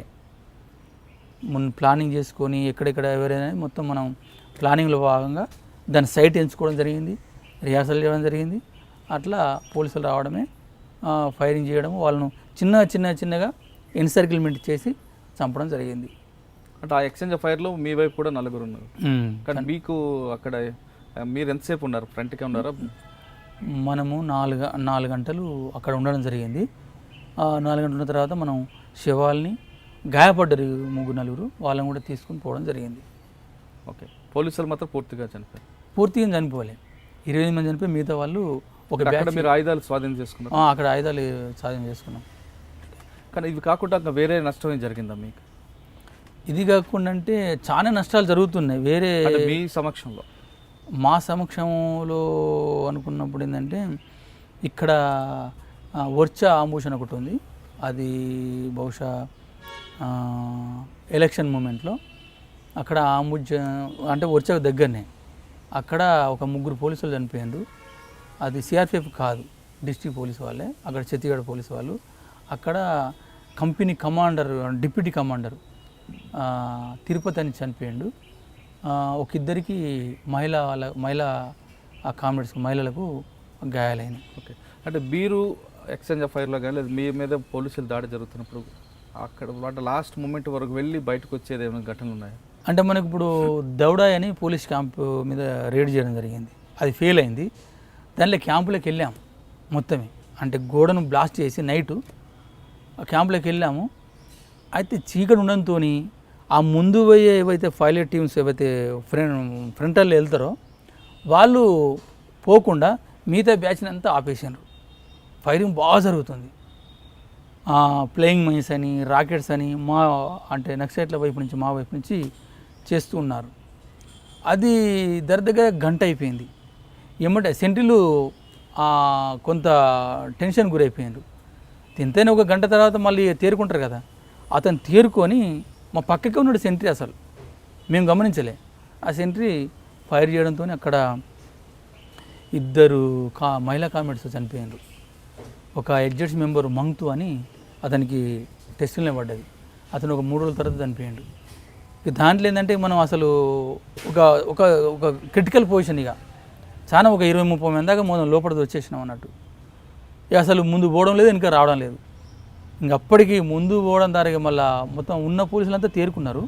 వాళ్ళు వెపన్స్ కూడా పట్టుకున్నారు. వెపన్స్ పట్టుకున్నా కూడా మనం అటాక్ చేయవలసిందే. అయితే ఈ పట్టుకున్న క్రమంలో కూడా ఎక్కడ వాళ్ళు అక్కడ ఆక్యుపై చేసుకోవాలి. అసలు ఎక్కడెక్కడ ప్రాంతాలకు పోవాలనో ఈ టైంలో పోవాలి వాళ్ళు. ఈ పోని పరిస్థితుల్లో మనం ఈ బయటికి వెళ్తామా లేదా ఎట్లా పరిస్థితి అనేది ఒకటి వచ్చిండే. అయితే ఏదైతే మనం గండి కొట్టినాం అంటే గోడను పేల్చి గోడ రంధ్రాల నుంచే అందరం వెళ్ళాము. ఇక వేరే రూటే లేదు మనకు. ఫెన్సింగ్ వైర్ కూడా మొత్తం ధ్వంసం అయిపోయింది. మళ్ళా అదే రూట్లో అందరం వచ్చాం. అదే బ్లాస్ట్ అయిన రంధ్రాల నుంచి మనం అందరం వచ్చాం. అప్పుడు మనకు అంటే వెళ్తామా లేదా చనిపోతామా అనేది అప్పుడు కొద్దిగా ఉండే. అయితే ముఖ్యంగా దాంట్లో ఉన్న వాళ్ళకంటే కొంతమందికి తప్ప మిగతా వాళ్ళు ఇప్పుడు ప్రాణం పోతానుకునే భయపడతాడు. ముఖ్యంగా ప్రాణమే కదా, దానికంటే ఈ ఆస్తి పోతుంది ఇది పోతుంది అని అక్కడ ఏం లేదు కదా. ఉన్నది ఇప్పుడు తల్లిదండ్రులను వదులుకున్నాము, అందరిని వదులుకున్నాం, బంధువులు అందరం వదులుకున్నాం కాబట్టి ఉండేది ఒక ప్రాణమే మనతో. ప్రాణానికి అంటే ప్రజల కోసం అక్కడ ఎడ్యుకేషన్ రాజకీయాలు ఎట్లుంటాయంటే ప్రజల కోసం ప్రాణం ఇస్తాం అంతే, మనకు పోయేది ఏమీ లేదు. బానిస సంఖ్య. ఆపరేషన్ ఫెయిల్ అయ్యి బయటకు వచ్చిన తర్వాత ఈ ఆపరేషన్ ఎందుకు ఫెయిల్ అయిందంటూ మీరు ఏమైనా దాని మీద రివ్యూ చేసుకుంటారా? అది ఆపరేషన్ సక్సెస్ అయినా ఫెయిల్ అయినా రివ్యూ కంపల్సరీ. మళ్ళీ ఆపరేషన్ సక్సెస్ అయినా ఊకోవడం కాదు, ఆ సక్సెస్లో లోపాలు ఏంటిది పాయింట్ టు పాయింట్. మళ్ళీ ఒకవేళ కమాండర్ తప్పించుకున్నా చెప్పడంలో సభ్యులు సూచిస్తారు. సభ్యులు ఓ కమాండర్గా నువ్వు ఇది నివర్తించలేదు, ఇక ఫలానిగా ఇదని విమర్శ పెడతారు. దాన్ని మళ్ళీ ఆత్మవిమర్శ చేసుకోవాలి. అది సమీక్ష కంపల్సరీ ఉంటుంది. ఏ చిన్న రాజకీయ విషయాలు కానీ మిలిటరీ విషయాల్లో కానీ సమీక్షలు కంపల్సరీ ఉంటాయి. అందుకోసం కదా ఈ ఉద్యమం డెవలప్ అయ్యేది. ఎవరి తప్పులు వాళ్ళు, ఏ నాయకుడైనా, సీసీ సెక్రటరీ అయినా సీసీ మెంబర్స్ అయినా ఎవరినైనా, కాకపోతే కొంతమంది భయభ్రాంతులతో విమర్శ పెడితే లేదా సూచిస్తే ఎట్లుంటుంది ఏందన్నదే దాంతో తప్ప అట్లంటే దాంతోనే పార్టీ మేము తప్పులైనా ఒప్పుకుంటున్న నాయకత్వము, ఇది మెయిన్. ఓకే. ఆ విధంగా మీరు ఇంకెన్ని ఆపరేషన్ చేస్తుంటారు? ఇక అట్లా చెప్పుకుంటూ పోతే చాలా ఉన్నాయండి. ఇప్పుడు బాసగూడము 98, అప్పుడు జింజార్ అనేది సీరియస్గా ఉంది. అక్కడ మనకు ప్లటూన్ నిర్మాణం అయిన తర్వాత అక్కడికే పంపడం జరిగింది. అక్కడ ఒక మెటడోర్ని పిలిచడం జరిగింది. అక్కడ 16 మంది చనిపోయినారు. అయితే వేరే ఒక పోలీస్ జీవి కూడా వచ్చేసింది ఆడికే. అయితే దాన్ని కూడా చేసుకొని దాని మీద అటెంప్ట్ చేసినాము. అయితే పోలీసు వాళ్ళు ఏంటంటే పక్కకు ఈ రోడ్డు పోసే గుంతలు ఉంటాయి కదా, దాంట్లో దూకాను. దూకి ఏం చేసినట్టు దగ్గరనే ఉంటుంది పోలీస్ క్యాంపు. వాళ్ళు రిటాలియెంట్ చేసింది, ప్రతిఘటించింది. దాంతో మనకేందంటే అది కొద్దిగా జాప్యం జరిగి ఒకటి 3 దొరికింది. అయితే దానికి మీద సమక్ష కమాండర్గా మనమే ఉంటుంది. అయితే మనం ఏంటంటే దాన్ని కొద్దిగా మనం ఇంకా దాన్ని అడ్వాన్స్ చేయించి ఉన్న వాళ్ళని కూడా చంపి తీసుకురావాలనేది దాంట్లో సమీక్ష చేయడం జరిగింది. ఓకే, కానీ మీ రికార్డులో ఒక 23 మంది పోలీసులు చంపిన దీంట్లో కూడా కనిపిస్తుంది. అసలు ఆ 23 మంది ఎలా చనిపోయారు? నారాయణపూర్లో ఏంటంటే అది కూడా ఎక్కడైతే ఇప్పుడు పార్టీ ఏం ఆలోచిస్తుంది అంటే ఎక్కడైతే రిప్రెషన్ దమన్ ఎక్కువ ఉంటుందో అక్కడ తగ్గించాలంటే పీపుల్ నుంచి డిమాండ్ వస్తుంది. ఫస్ట్ ఏం చేస్తారు ఇప్పుడు అక్కడ ఏంటంటే నిర్మాణాలు అయిపోయినాయి, ఊరంతా పార్టీనే. పోలీసు వాళ్ళు వచ్చి కొడుతున్నప్పుడు చేస్తున్నప్పుడు ఏంటిది రక్షణ, మీరు ఏం చేస్తారు అనేది ఒక పీపుల్ నుంచి ఒకటి ఇది వాళ్ళు అడుగుతారు, ప్రశ్నిస్తారు. ఎడిపోయింది ఏంటిది, మా పరిస్థితి ఏంది, సంఘాలు ఉండమంటారు, సంఘాలు పెడతారు, కొట్లాడాలంటారు. వాళ్ళు వచ్చి మీద పడిన తర్వాత మేము అంతమందితో మేము ఎంతసేపు కొట్లాడతాం, మరి మీరు ఎడిపోయినారు అనే ప్రశ్నిస్తారు. కాబట్టి పార్టీ మళ్ళీ డిసైడ్ చేసి ఎక్కడైతే దమన్ ఉంటుందో ఎక్కడ రిప్రెషన్ ఉంటుందో అక్కడికి ఒక దెబ్బ కొట్టాలి, శత్రువులు కొద్దిగా మనం వెనక్కి తగ్గించాలని దాంతో అప్పుడు నారాయణపూర్ నుంచి ఇటు మాడుకు వచ్చేది, అబూజ్ మాడుకు వచ్చేది. అట్లా ఆపరేషన్ చేసి వెళ్ళిపోయేది అన్నట్టు వాళ్ళు. మనం అక్కడ దెబ్బ కొట్టాలనేది మనం ఎక్కువ మంది కాదు అక్కడ 5 మ్యాన్ ఆర్మీ అని అంటే 5 పోయినాం. ప్లేన్ ఉంటుంది, మైండ్స్ పెట్టి పేల్చిన ద్వారా మెటడోర్ మొత్తం బ్లాస్ట్ అయిపోయింది. అక్కడ ఎస్పీతో సహా 24 మంది చనిపోయింది. ఎవరితో? ఎస్పీతో సహా. ఏ ఎస్పీ? ఎస్పీనే, నారాయణపూర్ ఎస్పీ చనిపోవడం జరిగింది. పోయి అప్పుడేం వెపన్స్ అంటే మేము పెద్ద వెపన్స్ ఏం తీసుకోవాలి, సివిల్గానే ఉంటుంది. పోయినాం, చూసేసరికి సివిల్లే ఉన్నారు. పెద్ద డౌట్ వచ్చింది మనకు, ఏంటి సివిల్ ఉన్నారు అని చూసేసరికి వెపన్స్ అవపడ్డాయి. అమ్మ బతికిపోయినవరా, సివిల్ ఉండే వెళ్తే మాత్రం ఇక కమాండ్ నుంచి కింది దింపవలసిందే. ఏంటిది, ఏం చూసి ఫైర్ చేసినావు అంటే సివిలియన్ చంపేస్తే మాత్రం చాలా క్రిటికల్గా విమర్శలు వస్తాయి. ఇది కాకపోతే వదులుకో, సివిల్ చంపడం సివిల్ అంటే ప్రజల కోసమే కదా నువ్వు కొట్లాడేది. నువ్వు ప్రజలను చంపితే మనమే చంపితే అసలు ఏంటి సిచ్యువేషన్. ఎంతమంది? 25 మంది చనిపోయారు అప్పుడు. 24 మంది. కొంగ నారాయణపూర్ 2010. అక్కడ ఏంటంటే మనం పోయిన తర్వాత వెపన్స్ అవ్వబడ్డాయి. అక్కడ మనకు ఒక 13 వెపన్స్ దొరికినాయి. అది ఎంతమంది ముగ్గురమే, ఒక ఇటు అటు సెంట్రీ ఉంటారు, ముగ్గురే పోయి ఆ 13 వెపన్స్ మొత్తం తిరిగి పట్టుకొని వచ్చి ఇంకా తీసుకొచ్చేది ఉండే. ఇక దగ్గరే కాబట్టి సివిల్ ఉన్నాం మనం. మళ్ళీ మనం ఒక దగ్గర ఒక 5 కిలోమీటర్లు నడిచిపోవాలి ప్లేన్లోనే. అందుకోసం మనం తొందరనే వెళ్ళి వచ్చినాం అన్నట్టు. ఓకే, మీరు ఊర్లో ఉన్న పరిస్థితులు తట్టుకోలేక అక్కడున్న ఇబ్బందులను చూసి అక్కడ అమ్మాయిలను వేధించడాలు అని చూసుకొని ఏదో చేయాలనే ఉద్దేశంతో మీరు అడుగుబడి పెట్టారు. అంటే అక్కడ మహిళలకి అడవిలో ఉద్యమంలో పార్టీలో కానీ మహిళల పట్ల ఏ విధంగా గౌరవం ఉంటుంది? ముఖ్యంగా అక్కడ ఏంటంటే తెగ పెత్తందాలది ఎక్కువ ఉంటుంది, తెగ పెద్ద మనుషులది ఒకటైతే. ఈ సంస్కృతి పరంగా అంటే రీతి రివాజ్ అంటారు కదా, వాళ్ళని మేనరికా అని ఇవ్వడం అనే మేనరికా ఉంటుంది కదా, ఇప్పుడు మనకు కూడా ఉంది అక్కడక్కడ. అయితే ఇప్పుడు ప్రేమించుకోవడాలు, లవర్స్, ఇవి గర్ల్ ఫ్రెండ్స్, బాయ్ ఫ్రెండ్స్ ఇది ఎక్కువ అయిపోయింది ఇక్కడ. అక్కడ ఉంటాయి కానీ అది చాలా తక్కువ. వీళ్ళకు కూడా కొంత ఇష్టమైన వాళ్ళు ఉంటారు. అయితే ఒక తరతరాల నుండి వచ్చే ఒక ఆచారం ఏంటంటే మేనరికానికి ఇవ్వాలి, వాడు ఎట్లని ఉండని, నా రక్తం కాబట్టి మా రక్త సంబంధాలకి ఇవ్వాలనేది తల్లిదండ్రుల ఒక ఇది. వీళ్ళకి నచ్చది, జబర్దస్త్గా వీళ్ళు పెళ్ళిళ్ళు చేస్తారు అన్నట్టు. దాంతో తప్పించుకొని వస్తారు, మళ్ళీ వస్తాడు, మళ్ళీ గుంజుకపోతాడు, మళ్ళీ వస్తాడు. అట్లాగే ఒక రాక్షసత్వంగా అంటే రాక్షస పెళ్ళిళ్ళని మనం చరిత్రలో వింటాం కదా, ఆ రకంగా వాళ్ళ ఇది ఉంటుంది అన్నట్టు. దాంతో మహిళకి ఏంటంటే మా స్వేచ్ఛను మేము స్వతంత్రంగా మా తల్లిదండ్రులు కానీ తెగ పెద్దలు కానీ మమ్మల్ని పట్టించుకోరు. అయితే పార్టీ మెయిన్, పార్టీ ప్రజాస్వామ్యబద్ధంగా పార్టీ ఆర్థికంగా కానీ రాజకీయంగా కానీ ప్రజాస్వామ్యం కానీ మనకి ఇచ్చే మర్యాదలో కానీ అది బెటరు అనేది మహిళలో ఒకటి ఉంది, మాకు రక్షణ ఉంది అక్కడ. అంటే ఆ విధంగా పార్టీలోకి వచ్చిన మహిళల పట్ల మీరు సానుభూతి చూపిస్తారా, గౌరవం చూపిస్తారా, లేదా మీ దగ్గర కూడా కొంత అరాచకాలు ఉన్నాయని కూడా వార్తలు వస్తుంటాయి, అది నిజమే? మహిళలు ఎక్కువ వస్తారు కదా, దీంట్లో కొన్ని జరుగుతాయి, అది వాస్తవం. అంటే మహిళల్ని కొంతమంది అంటే ఇప్పుడు ఏంటంటే ఇప్పుడు ఒడ్లల్లో 2-3-4 రాళ్ళు ఉంటే మొత్తం ఒడ్లలో రాళ్ళు ఉన్నాయని చెప్పే పరిస్థితి ఇక్కడ వచ్చింది. వాస్తవం అది కాదు. ఒకవేళ అదే పరిస్థితి ఉంటే మహిళలు ఎవరు ఉండరు పార్టీలు. నేను చెప్పదలుచుకున్నది, ఒకవేళ అదే అరాచకత్వం, అదే దౌర్జన్యం, అదే మహిళలపై కించపరిచే విధంగా మహిళల్ని అంటే జబర్దస్తిగా వాళ్ళని చేసే విధంగా ఉంటే మాత్రం మహిళలు పార్టీలో ఉండరు. వాళ్ళు ఇంటికి వెళ్తారు, వాళ్ళ ఊరు అది ఎక్కడ, వాళ్ళ ట్రైన్ ఎక్కి బస్సులకి ఎక్కడ పోవాలని అవసరం లేదు వాళ్ళకు. అయితే వాళ్ళకు ఏంటంటే కొంత అప్రజాస్వామ్యంగా అంటే వాళ్ళ కోరికలు కొంతమంది వాళ్ళు పెళ్లి చేసుకోవాలని కొంతమంది యువకులు, కొంత నాయకులు, కొంతమంది ఇట్లా కొంతమంది అయితే అది చేస్తున్నారు. దాని విమర్శలు, మళ్ళీ వాళ్ళని డిమోట్ చేయడము, సస్పెండ్ చేయడము, అంటే సభ్యుల నుంచి మొదలుపెడితే నాయకుల వరకు కొంతమందిలో ఉంది ఇది. కానీ పార్టీలో ఉన్న కమెంటర్లు కానీ లేదా పార్టీలో ఉన్న సభ్యులు ఇద్దరు ఇష్టపడి ప్రేమించుకున్నామని పార్టీ ముందు కానీ పెడితే పార్టీ యాక్సెప్ట్ చేస్తుంటుంది. దీంట్లో రెండండి. ఒకటేనంటే మనం మనకు పెళ్లి చేయడం అని మన స్వతంత్రంగా ప్రజాస్వామ్యబద్ధంగా నాకు పెళ్లి అవసరం ఉంది చేయండి అని చెప్పడము ఫస్ట్. అదే కమిట్మెంట్, అదే పార్టీకి సంబంధించిన ఒక మంచి లైన్ అన్నట్టు. అది అమ్మాయిలైనా అబ్బాయిలైనా నాకు పెళ్లి కావాలి, నాకు పెళ్లి చేయని చెప్పడం అనేది ఒకటి. ఇది రెండోది, వీళ్ళు ముందే అనుకొని నిర్ణయించుకొని మనం పెళ్లి చేసుకుందామా అనేది నిర్ణయించుకొని పార్టీ చెప్పడం రెండు. ముఖ్యంగా 2 పద్ధతులు నడుస్తుంది. మీరు పార్టీలో వివాహం చేసుకోవాలంటే 2 పద్ధతులు చెప్తున్నారు. అసలు మీ వివాహం మహావివాహం సంబంధించింది నాకు ఇక్కడ 18/8 అనుకుంటా నాకు ఇక్కడ మ్యారేజ్ అయింది ఆల్రెడీ. అయితే ఆ మ్యారేజ్ అయిన తర్వాత కొద్ది రోజులకు మనం పార్టీ లింక్కి వెళ్ళిపోయినాం.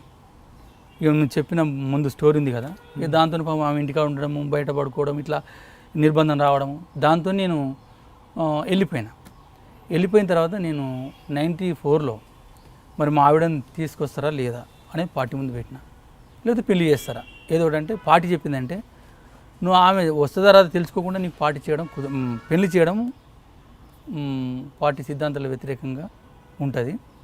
ముందు ఆమె వస్తుందా రాదా తెలుసుకోవాలి ఫస్ట్. అంటే సార్ తెలుసుకోండి, ఒకవేళ వస్తేనో నేను ఓకే పార్టీలో మంచిదే, ఒకవేళ రాకపోతే మాత్రం నేను డైవర్షన్ చేస్తాను, విడాకులు ఇస్తా అని చెప్పిన. అయితే 2 సార్లు ఇంటికి లెటర్ పంపిన, వేరే ఛానల్ ద్వారా. ఎట్లా వచ్చింది మనకు తెలియదు, వేరేవి. సరే ఆమె నుంచి మనకేం రాలే. 94లో మనం డిసైడ్ అయినాము పెళ్ళికి సంబంధించింది. మనం ఎవరు కోరుకోలే, పార్టీ చెప్పుకున్నాం. మనం ఫస్ట్ పద్ధతి మనం ఆలోచించింది, సరే చూస్తాము నువ్వు అనుకున్నప్పుడే కాదు అంటే వీళ్ళు కూడా మరి మనకు అనుకూలమైన క్యాడర్ కానీ లేకపోతే వ్యక్తులు దొరకాలి కదా, అట్లా చూస్తామని చెప్పింది. ఇంత ఈలోపే 95 వరకు నేను లెటర్స్ 2 పంపిన. సరే ఆమె రావడానికి సిద్ధంగా లేదని తెలిసింది వేరే మన ఆర్గనైజర్ ద్వారా. సరే మరి రావడానికి సిద్ధంగా లేదని తెలిసింది, మరి పెళ్లి చేయని చెప్పిన. అప్పటికి ఏంటంటే మా ఆవిడ నేను పలానా వ్యక్తిని పెళ్లి చేసుకుంటా అని చెప్పిందట పార్టీకి, పలానా వ్యక్తిని. సరే ఆమె ఎట్లా చెప్పింది, నేను పార్టీకి చెప్పిన. అట్లా మామూలు అంటే ఈమె దేవి, ఇప్పుడు అక్కడ రంతగా దేవిగా పేరుండి ఇక్కడ వట్టి అడిమే. ఇక్కడ మన ఇప్పుడు సుక్మా జిల్లా కిస్టారం పిఎస్ పొట్టుంపల్లి అని విలేజ్. ఇక ఆమె చెప్పడంతో మాకు 96లో మ్యారేజ్ చేయడం జరిగింది. ఇది ఒక పద్ధతి అన్నట్టు. ఇక రెండో పద్ధతి అనుకోని అంటే వాళ్ళు ముందు నిర్ణయించుకొని పార్టీకి లెటర్ రాయడం. కానీ బయట వార్తలు కొన్ని వస్తుంటాయి, పార్టీలో కొంతమంది మహిళల పట్ల లైంగిక దాడులు చేస్తుంటారు, లైంగిక వేధింపులకు గురవుతుంటారని, అది ఎంతవరకు వాస్తవం అంటారు? నేను చెప్పాను కదా, ఇప్పుడు పెళ్లి కోసం ప్రయత్నాలు చేయడంలో భాగంగా కొన్ని జరుగుతాయి. అవి ఆ లైంగిక వేధింపులా లేకపోతే ఆ పెళ్లి సంబంధించిన సమస్యలు మనం పెళ్లి చేసుకున్నాం అని చెప్పి ఒకరిద్దరు అట్లా లైంగిక వేధింపులు అట్లా చూసుకో ఒక 30 మందిలో ఒకడు అనుకోండి, అవి జరుగుతాయి. కానీ ఆ 30 మందిలో చేసిన వ్యక్తి చేసిన తప్పుని పార్టీ మొత్తానికి చెడ్డ పేరు వస్తున్నది. అది మాత్రం వాస్తవమే. కానీ మొత్తం అంటే ఇప్పుడు మీరు చెప్పినట్టుగా బయట ప్రచారం అయినట్టుగా అది మాత్రం వాస్తవం కాదు. ఓకే, మీరు గ్రామంలో జరిగిన అమ్మాయిల మీద దాడులు జరగడం కానీ లేదా మీకు చెప్తున్నట్టు పోలీస్ స్టేషన్ తీసుకెళ్ళి చిత్రహింస పెట్టడం, అక్కడ అనుకున్న ఘటనల వల్ల మీరు అడవి బాట పెట్టారు. అక్కడ వెళ్ళిన తర్వాత ప్రజాస్వామ్యం ఉందనుకుంటున్నారు పార్టీలు? అక్కడ సంబంధించింది అనుకుంటే పార్టీలు మాత్రము ప్రజాస్వామ్యం సంబంధించింది ఉంది. ఒక 95% ప్రజాస్వామ్యం ఉంది. అంటే మీ అభిప్రాయం వ్యక్తం చేసుకునే హక్కు ఉందా, లేదా వాళ్ళు చెప్పిందే మీరు విని చేయాల్సి ఉందా? అంటే ప్రజాస్వామ్యబద్ధంగానే ఉంటుంది. అయితే కొన్ని విషయాల్లో కొంతమంది లీడర్స్ ద్వారా ఒక 5% బ్యూరోక్రసీగా ఉండడం ద్వారా కొద్దిగా ప్రజాస్వామ్యం దెబ్బతింటుంది. కానీ అక్కడ కూడా అగ్రవర్ణాల యొక్క పెత్తనం ఎక్కువ కనిపిస్తుంటుంది, వినిపిస్తుంటుంది అంటారు, వాస్తవం అంటారు? అగ్రవర్ణాలని లేకపోతే ఇదైతే కాదు, అది వాస్తవం కాదు. ఎందుకంటే ఇప్పుడు అక్కడ లోకల్ వాళ్ళు కూడా స్టేట్ కమిటీ స్థాయికి వచ్చారు. లోకల్ వాళ్ళు కూడా స్టేట్ కమిటీ స్థాయికి వచ్చారు. అట్లేదంటే వాళ్ళదే అని కాదు. కాకపోతే అంటే ఎడ్యుకేషన్ పర్సన్గా వాళ్ళు ఇక్కడ చదువుకున్నారు కాబట్టి ఆ ఎడ్యుకేషన్ పర్సన్స్ లీడర్షిప్కి వచ్చేసారు. అది కాదు ఇప్పుడు మనమే ఉంటే కుదరదని చెప్పి పార్టీ ప్రత్యేకంగా కేంద్రీకరించి లోకల్ క్యాడర్ను ఇప్పుడు ఎడ్యుకేట్ కూడా చేస్తున్నది. కానీ బస్తారు చెప్తున్న ఛత్తీస్గఢ్, గడ్చిరోలి, నారాయణపూర్, అబుజ్మండలో ఉన్న దళాల్లో ఎక్కువగా తెలుగువారి పెత్తనం ఎక్కువ ఉంటుంది, దాంతో ఒక అసంతృప్తి వచ్చిందన్న వార్తలు వస్తుంటాయి. ఏమదైతే వాస్తవం కాదండి. అది సెంట్రల్ కమిటీ కానీ లేదా స్టేట్ కమిటీలో కూడా ఎక్కువ తెలుగువారు ఉంటారు, వాళ్ళు లీడ్లే ఎక్కువ చేస్తుంటారు. తెలుగువారు ఉంటారు అనేది వాస్తవం, అది కరెక్టే. కానీ ఇప్పుడు నాయకత్వం ఊహించినప్పుడు ఇప్పుడు నడపాలి కదా. కానీ బ్యూరోక్రసీగానో లేకపోతే మొత్తమే మాదే నడవాలన్న పద్ధతి అయితే కాదు. అక్కడ నాయకులు ఎవరైతే ఉంటారో వాళ్ళే నడుస్తుంది. ఆయన కోయ అతడే కావచ్చు, బంగాళీ అతడే కావచ్చు, తెలుగు అతడే కావచ్చు, ఇంకా బీహార్ జార్ఖండ్ అతడే కావచ్చు, ఎవడైనా కావచ్చు. అతని నాయకులు ఏవైతే ఉన్నారో వాళ్ళ ఆర్డర్ పాటించాలి కదా. తెలుగు వాళ్ళదే మొత్తము అనేది అది అయితే వాస్తవం కాదు. అది మీ వివాహం అడవిలోనే జరిగిందంట. ఓకే, అడవిలో ఏ విధంగా జరిగింది? అప్పుడు అంటే జనరల్గా వివాహం అంటే అదొక భోజనాలు, అదొక తంతు ఉంటుందా? అదే విధంగా తంతు జరుగుతుందా లేదా? పెళ్ళి ఫిక్స్ అయిన తర్వాత మనకు ఒక ప్లేస్ ఎంచుకుంటాము. ముఖ్యంగా ప్రొటెక్షన్, మన రక్షణ చూసుకుంటాము. పీపుల్ సంబంధించిన అక్కడ ప్లేస్ చూసుకొని మనం ఏంటంటే పీపుల్ వచ్చిన తర్వాత ఎదురుగా మనం నిలబడతాము. తుపాకులు మార్చుకోవడము అంటే కొంత దగ్గర దండలేసి దండలు కూడా మార్పిస్తారు. దండలు అవసరం లేదు, అట్లా కొద్దిగా చర్చ నడుస్తుంది. తుపాకులు మొత్తం మార్చుకొని ప్రతీక చేస్తాం. ముఖ్యంగా మా పెళ్లి సంబంధించింది మేము ప్రజల కోసం కొట్లాడతాం, ప్రజల కోసం మరణిస్తాం సత్యంత వరకు అనేది ఒక ప్రతిజ్ఞ పార్టీ వైపు నుంచి ఉంటుంది. దానికి ఎవరో ఒక పెద్ద అంటే దానికి సంబంధించిన అప్పుడున్న ఒక దాని ప్రోటోకాల్ సంబంధించిన ఒక మెంబరు దాన్ని ఇదంతా నడిపిస్తాడు. ఇది అంతవరకు కదా పెళ్ళి. ఓకే, ఇంకా మీ పెళ్లి వ్యవహారం పక్కన పెడితే ఛత్తీస్గఢ్ ఆ ప్రాంతం అంతా ఎక్కువ రగిలిపోతుంటుంది, ఇప్పుడు కూడా అది రగులుతూనే ఉంది. అంటే అక్కడ గతంలో సల్వార్ జూడం అన్న ఒక వ్యవస్థ రావడం గవర్నమెంట్ వైపు నుంచి ఆ దళం ఉండడానికి అడ్డుకోవడానిక లేదా మీ వైపు నుంచా? ఎందుకు అసలు ఛత్తీస్గఢ్ ఎప్పుడు రగిలిపోతుంటుంది? అది ఇప్పుడు అక్కడున్న ఉద్యమం సంబంధించింది చూసుకున్నప్పుడు ఏంటంటే ఇప్పుడు గనుల సంబంధించింది మనకు ముఖ్యంగా మధ్యప్రదేశ్ అంటే ఛత్తీస్గఢ్లో, ఒడిశాలో, బీహార్ జార్ఖండ్లో ఇవి గనులు అనేది ఇప్పుడు ప్రజల పాదాల కింద అవి దాగి ఉన్నాయి. వాటిని వెలికి తీయాలంటే విప్లవ ప్రజలు, నక్సలైట్లు, మావోయిస్టులు ఇప్పుడు వీళ్ళు అడ్డొస్తున్నారు. దీన్ని ఛేదించాలంటే ఎట్లా అనేది ప్రభుత్వం అంటే మాకున్నప్పుడు రాజకీయ అవగాహన ప్రకారం మేము చెప్తున్నది ఇప్పటికి కూడా అదే వెలికి తీయాలంటే వీళ్ళు అడ్డొస్తారు. కాబట్టి ఏంటి చేసేది? అక్కడ పెత్తందారుల పెత్తనం అంతా పడిపోయింది. అంటే ఏదైతే చట్టాలకు సంబంధించిన అంటే పరిపాలన వ్యవస్థ అనేది స్తంభించిపోయింది. దీన్ని ఎట్లా బ్రేక్ చేయాలి అనుకున్నప్పుడు ఫస్ట్ 90లో ఒక జంజాగర్ అనేది ఒక అభియాన్ తీసుకొచ్చి తర్వాత ఏంటంటే ఈ జంజాలన్నీ ప్రజలు ఓడించారు. తర్వాత 2006 జూన్లో సల్వాజూడం అనేది మహేంద్ర కర్మ ఎమ్మెల్యే, ఆడు ఆదివాసే, ఆడు అంటే ఒక భూస్వామ్యం సంబంధించిన ఫ్యూడల్ వ్యవస్థ నుంచి పుట్టిన అతను ఏం చేసిండంటే ఇక మనకు వేరే కొనల తనకు కొంత డబ్బు అందింది వేరే పెట్టుబడిదారి వాళ్ళ ద్వారా అట్లా సలజుడం అనేది తను స్టార్ట్ చేసిండు. అంటే ప్రభుత్వ మద్దతుతోనే అనేది పార్టీ విశ్లేషణ. వాడేం చేసిండంటే అక్కడ అంటే ఇన్ని రోజులు పార్టీతోని ప్రజలతోని దెబ్బలు తిన్న పటేళ్ళు కానీ సర్పంచులు కానీ వాళ్ళ కొడుకులు కానీ కొద్దిగా గుండా సెక్షన్ కానీ వీళ్ళందరినీ ఏకం చేసిండు, కొద్దిగా డబ్బు ఇచ్చిండు. వాళ్ళ ద్వారా ఒక్కొక్క ఊరి మీద దాడి చేసిండు. మళ్ళీ వాళ్ళని పట్టుకొని వాళ్ళతోని ఆ ఊరు పీపుల్తోని మళ్ళీ వేరే మీద దాడి చేయడం, గుడిసెలని కాలబెట్టడం మా కళ్ళారా చూసిన నేను. సలవజుడం అంటే శాంతి యాత్ర అని అర్థం. శాంతి యాత్ర కదా, విధ్వంస యాత్ర అసలు అది. దాంతో ఎక్కడికక్కడ మొత్తము ముందు ఇక్కడ బీజపూర్లో కరికేలి కుట్రు అనే పోలీస్ స్టేషన్లో ఇటు స్టార్ట్ అయిపోయింది. అది చిన్న చిన్న మొత్తం బస్తర్ అంటే ముఖ్యంగా దక్షిణ పార్ట్, పశ్చిమ బస్తారు, దక్షిణ బస్తారు, బీజపూర్, దంతెవాడ ఈ పార్ట్లో మొత్తం అది విడిపోయి చంపే వాళ్ళని చంపడము, గుడిసెలు ఎక్కువగా గుడిసెలే కదా అవి గాలబెట్టడము, ఇల్లు గాలబెట్టడం. కానీ మీరు అప్పుడు అడ్డుకోవడం ప్రయత్నించలేదా? చాలా అడ్డుకున్నారు, ప్రజలు అడ్డుకున్నారు. అట్లా అడ్డుకొని లాస్ట్కు దీని అసలు లీడర్స్ ఎవరు, లీడర్స్ కూడా చాలామంది ఈ సలజూడం సంబంధించిన వాళ్ళంతా చనిపోయారు. ఆఖరి మహేంద్ర కర్మ కూడా చనిపోయాడు. మహేందర్ కర్మ ఆపరేషన్ ఎలా జరిగింది? మహేంద్ర కర్మ ఆపరేషన్ అంటే మనకు అప్పుడు సమీక్షించిన రిపోర్ట్ ఏంటంటే వాస్తవంగా మహేంద్ర కర్మ ఉంటాడు, ఇది కాంగ్రెస్ కాన్వాయ్ అనేది అసలు దీని మీద దాడి చేయాలని కానే కాదు. మిన్ప అనే ఒక క్యాంప్ ఉంటుంది, ఆ క్యాంపు కోసం 7 వెహికల్లో పోలీసులు పోయిండ్రు. వాళ్ళు తిరిగి వచ్చే క్రమంలో దాడి చేద్దామని అక్కడున్న ఆంబుష్ బ్యాచ్ ఆలోచించింది. వాళ్ళు అసలు క్యాంప్ వేసారు, క్యాంపు కోసం వాళ్ళు పోయారు. వీళ్ళు అంటే కూమింగ్ కోసం పోయి వస్తారని చెప్పి వీళ్ళు అనుకున్నారు అక్కడున్న వాళ్ళు. అయితే అనుకోకుండా పరివర్తన యాత్ర అనేది సుఖంలో జరిగింది. అది సమాచారం లోకల్ పీపుల్ ద్వారా తెలిసింది. అది వీళ్ళకు ఆంబుష్ వాళ్ళకి అయితే ఏదో ఒకటి కానీ ఇప్పుడు వీళ్ళైతే ఈ పరివర్తన యాత్ర కోసం ప్రొటెక్షన్ పోయిన పోలీసులు అయితే వస్తారు కదా, నాయకులను కూడా కాదు, అప్పటికి కూడా నాయకులు హెలికాప్టర్లే పోతారు, వీళ్ళు పోలీసులు వస్తారని చెప్పి ఊహించుకున్నారు. మొత్తం కాన్వాయ్ మీద ఆంబుష్ చేయడం జరిగింది. అప్పుడు ఏంటంటే దాంట్లో వీళ్ళు చనిపోవడం జరిగింది.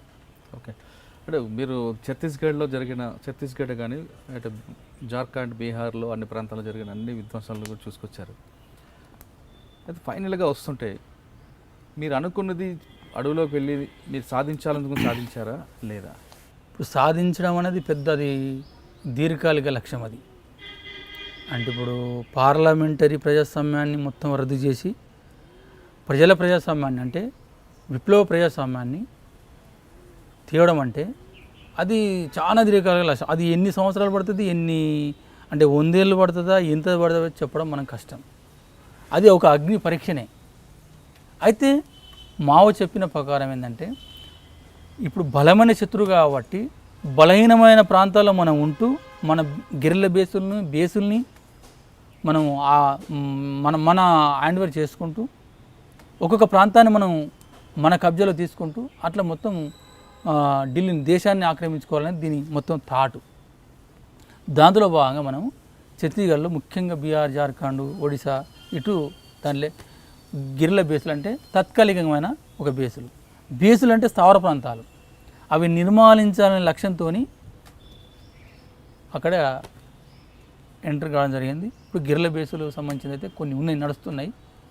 కానీ మీరు అనుకుంది సాధించారా లేదా? మేము అనుకున్నది ఎక్కడ సాధించలే కదా, ప్రజలకు ఎక్కడ రాజ్యం వచ్చింది, రాలే కదా. మేము అనుకున్నది సాధించాలి. అయితే అక్కడున్న పీపుల్కి 25 సంవత్సరాలు, మేము ఇక్కడ బతికింది నేను 20 ఇయర్స్, అక్కడ 25 ఏళ్ళు ఉన్నా, మళ్ళీ ఇప్పుడు నేను వచ్చి 4 ఏళ్ళు అవుతుంది. అయితే నా యవ్వనం అంతా మొత్తము ప్రజల కోసమే నేను దానపోసిన, ప్రజల కోసమే నేను అర్పణ చేసిన. అప్పుడు ఎలాంటి శశపిశలు ఏం లేవు, పోతే పోయింది ప్రాణం తప్ప. అయితే ప్రజల కోసం అయితే స్వేచ్ఛ చేసిన 25 సంవత్సరాలు అయితే. కానీ 25 సంవత్సరాలు మీరు ప్రజల కోసం అడవిలో ఉండి ఎండనక వాననక తిరిగి మీ ఆరోగ్యం పాడు చేసుకొని ఉండేవాళ్ళు మీరు. మరి ఏం సాధించలేదని మీరే చెప్తున్నారు, కానీ ఎందుకు మరి అడవి బాట వదిలి జనంలోకి వచ్చారు? అంటే సాధించడం అంటే ఇప్పుడు లక్ష్యాన్ని సాధించలేదు, లక్ష్యంలో ఉన్న కొన్ని సమస్యల్ని, కొంత ప్రజాస్వామ్యాన్ని మనం సాధించినాం.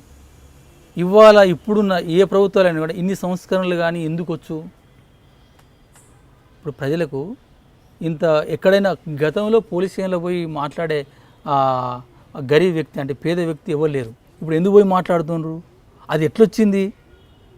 అది పార్టీ ద్వారానే వచ్చింది. లక్ష్యం అంటే అది దీర్ఘకాలిక ప్రజాయుద్ధం. అది ఆ లక్ష్యాన్ని చేరడం చాలా ఎవరు చెప్పలేరు. ఏ సెక్రటరీ కానీ ఎవరు కూడా దాన్ని మనం ఊహించలేము. ప్రజలు చైతన్యవంతులు ఎప్పుడైతారో, అంటే ఈ దోపిడీ వర్గాల మీద ఎప్పుడైతే వాళ్ళు చైతన్యవంతులు ఎప్పుడు సాధిస్తారా అది ప్రజలు అది నిర్ణయించుకోవాలి. కానీ పార్టీ ద్వారా ప్రజలకు కొన్ని భూములు పంచడం జరిగింది, వేల లక్షల భూములు పంచడం జరిగింది. దాంట్లో ఒక నేను పార్టీ కదా. ప్రజాస్వామ్యాన్ని కొద్దిగా తేవడం జరిగింది పీపుల్లో. ఆర్పీసీలని ఇప్పుడు జంతన సర్కార్లని నిర్మాణం జరిగింది. దాంట్లో ఒక నేను చిన్న పార్టీ కదా. భూములు పంచి, దండకారణలో చెరువులు పోయించి, చేపలు పోయించి, కొన్ని వ్యవసాయ క్షేత్రాలు, వ్యవసాయం సంబంధించిన అవన్నీ ఇవంతా ప్రజలని చైతన్య పరచడంలో నాది ఒక పార్టీ కదా. ఇంతవరకు నేను నెరవేర్చింది తప్ప లక్ష్యాన్ని నేను పూర్తి చేయలేదు. మరి ఎందుకు రావాల్సి వచ్చింది వాటికి? ఎందుకు అనుకున్నప్పుడు నాకంటే తీవ్రంగా కొన్ని ఆరోగ్య సమస్యలు ఉన్నవాళ్ళు ఉన్నారు. అయితే నాలో కొంత స్వార్థం అనుకోవచ్చు. అంటే ఇప్పుడు 25 సంవత్సరాలు నువ్వు పనిచేసిన, అయితే ఈ లక్ష్యము ఇప్పుడు ఎన్ని సంవత్సరాలు పడుతుందో దాంట్లో నేను పూర్తిగా అసలు ఏంటి పని చేయగలుగుతున్నా లేదా, ఎట్లా పరిస్థితి, ఇది నాలో కొద్దిగా సందిగ్ధంలో పడ్డది, వాస్తవం అది. ఇంకోటి స్థలకాల పరిస్థితులు. అక్కడ మనం ప్రజల కోసం కొట్లాడుతున్నాం, కొంత ఏంటంటే సెట్ బ్యాక్ అయింది ఉద్యమం.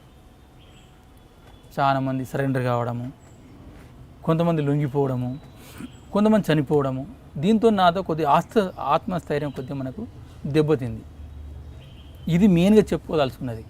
పార్టీ మీద నిందలో లేకపోతే పార్టీ మీద ఇట్లున్నది అట్లున్నది అది లెక్కలోకి రాదు. మీలో మీరు అనుకుని సాధించలేకపోతున్నాం అంటే ఈ సెట్ బ్యాక్ రావడం మీకు ఆత్మశైర్యం దెబ్బకొట్టింది. కొంత మాకు అంటే ఎప్పుడు అసలు సాధించేది ఇంకెన్ని సంవత్సరాలు అనేది ఒకటి నాలో వచ్చింది. అయితే కొంతమంది నాలాంటి ఫ్రెండ్స్ సరెండర్ కావడం, ఒకటి మెయిన్ నాయకత్వము జైలుకు పోవడము, దీంట్లో కొద్దిగా నాకు మనోబలం కొద్దిగా తగ్గింది వాస్తవము.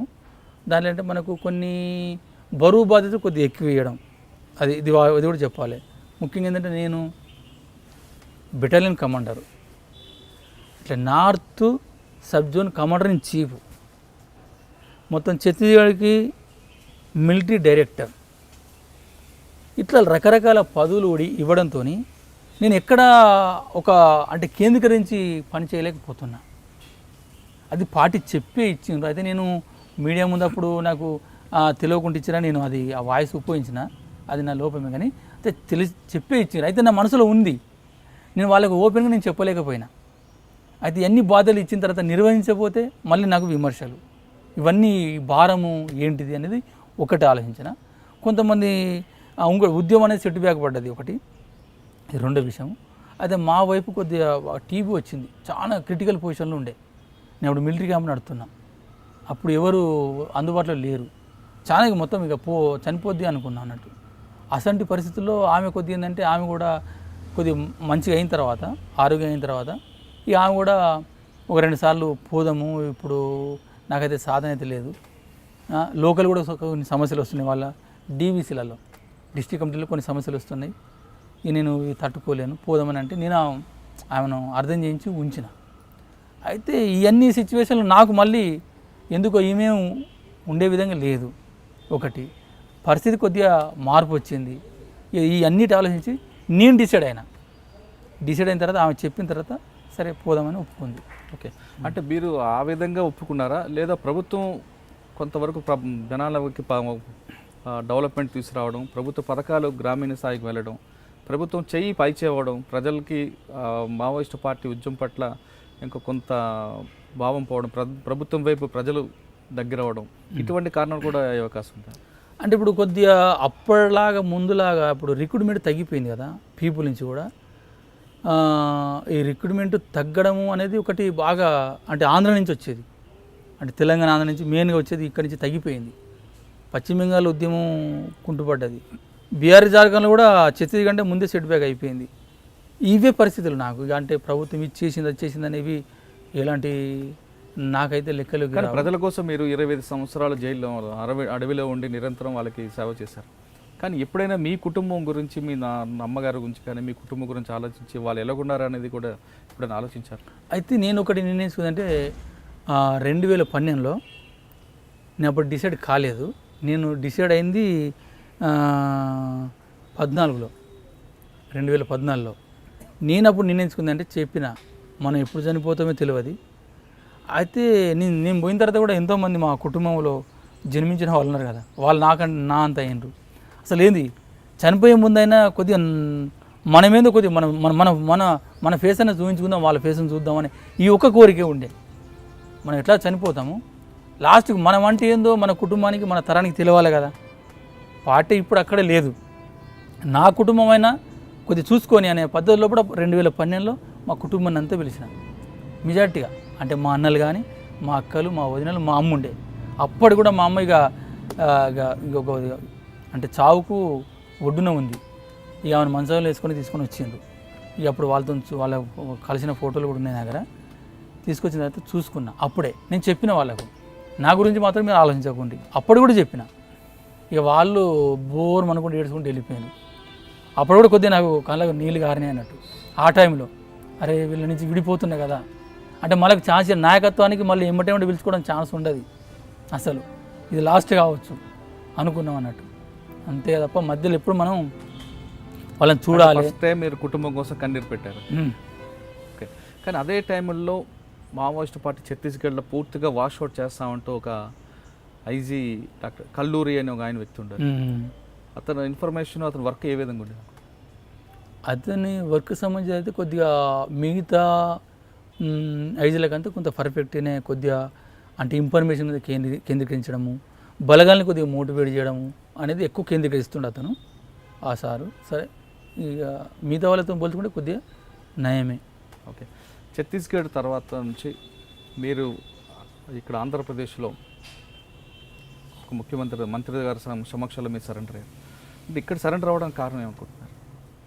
అంటే మనకు ఇక్కడ అంటే మనము ఈ పేపర్స్ న్యూస్ ఎక్కువ చూస్తాం మనం. అంటే మనకేంటంటే ఫస్ట్లో ఒకటి ఆందోళన ఉండే, మనం ఇక్కడ ఎన్ని గట్లయితే చేసినామో, ఎన్ని కేసులు అయితే ఉన్నాయో అవన్నీ పెడతారు, మళ్ళీ మనల్ని ఇబ్బంది చేస్తారు అనేది ఒకటి బాగుండే. అయితే ఇక్కడ కూడా కొద్దిగా పోలీసు వాళ్ళే కాకుండా గుండాలతోని వాళ్ళతో కూడా మన దాడులు చేయిస్తారు అనేది ఇది బాగుండే ఆడు ఉన్నప్పుడు. అయితే మనకు పేపర్ న్యూస్ వస్తాయి కదా, అంటే తెలుగు కటింగ్స్ మనం ఇక్కడి నుంచి పంపిస్తారు అన్నట్టు.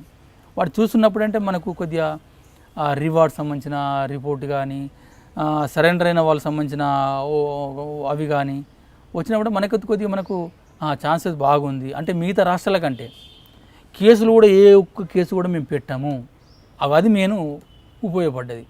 కేసు పెట్టాము, మీకు ఉపాధి కోసము మేము కల్పిస్తాం అనేది ఈ 2 గ్యారెంటీతోని రావడం జరిగింది. ఓకే, అంటే మీరు జనజీవన శ్రమంతలకు వస్తాను విషయాన్ని పార్టీ అధిష్టానం చెప్పినప్పుడు వాళ్ళు ఏ విధంగా రియాక్షన్?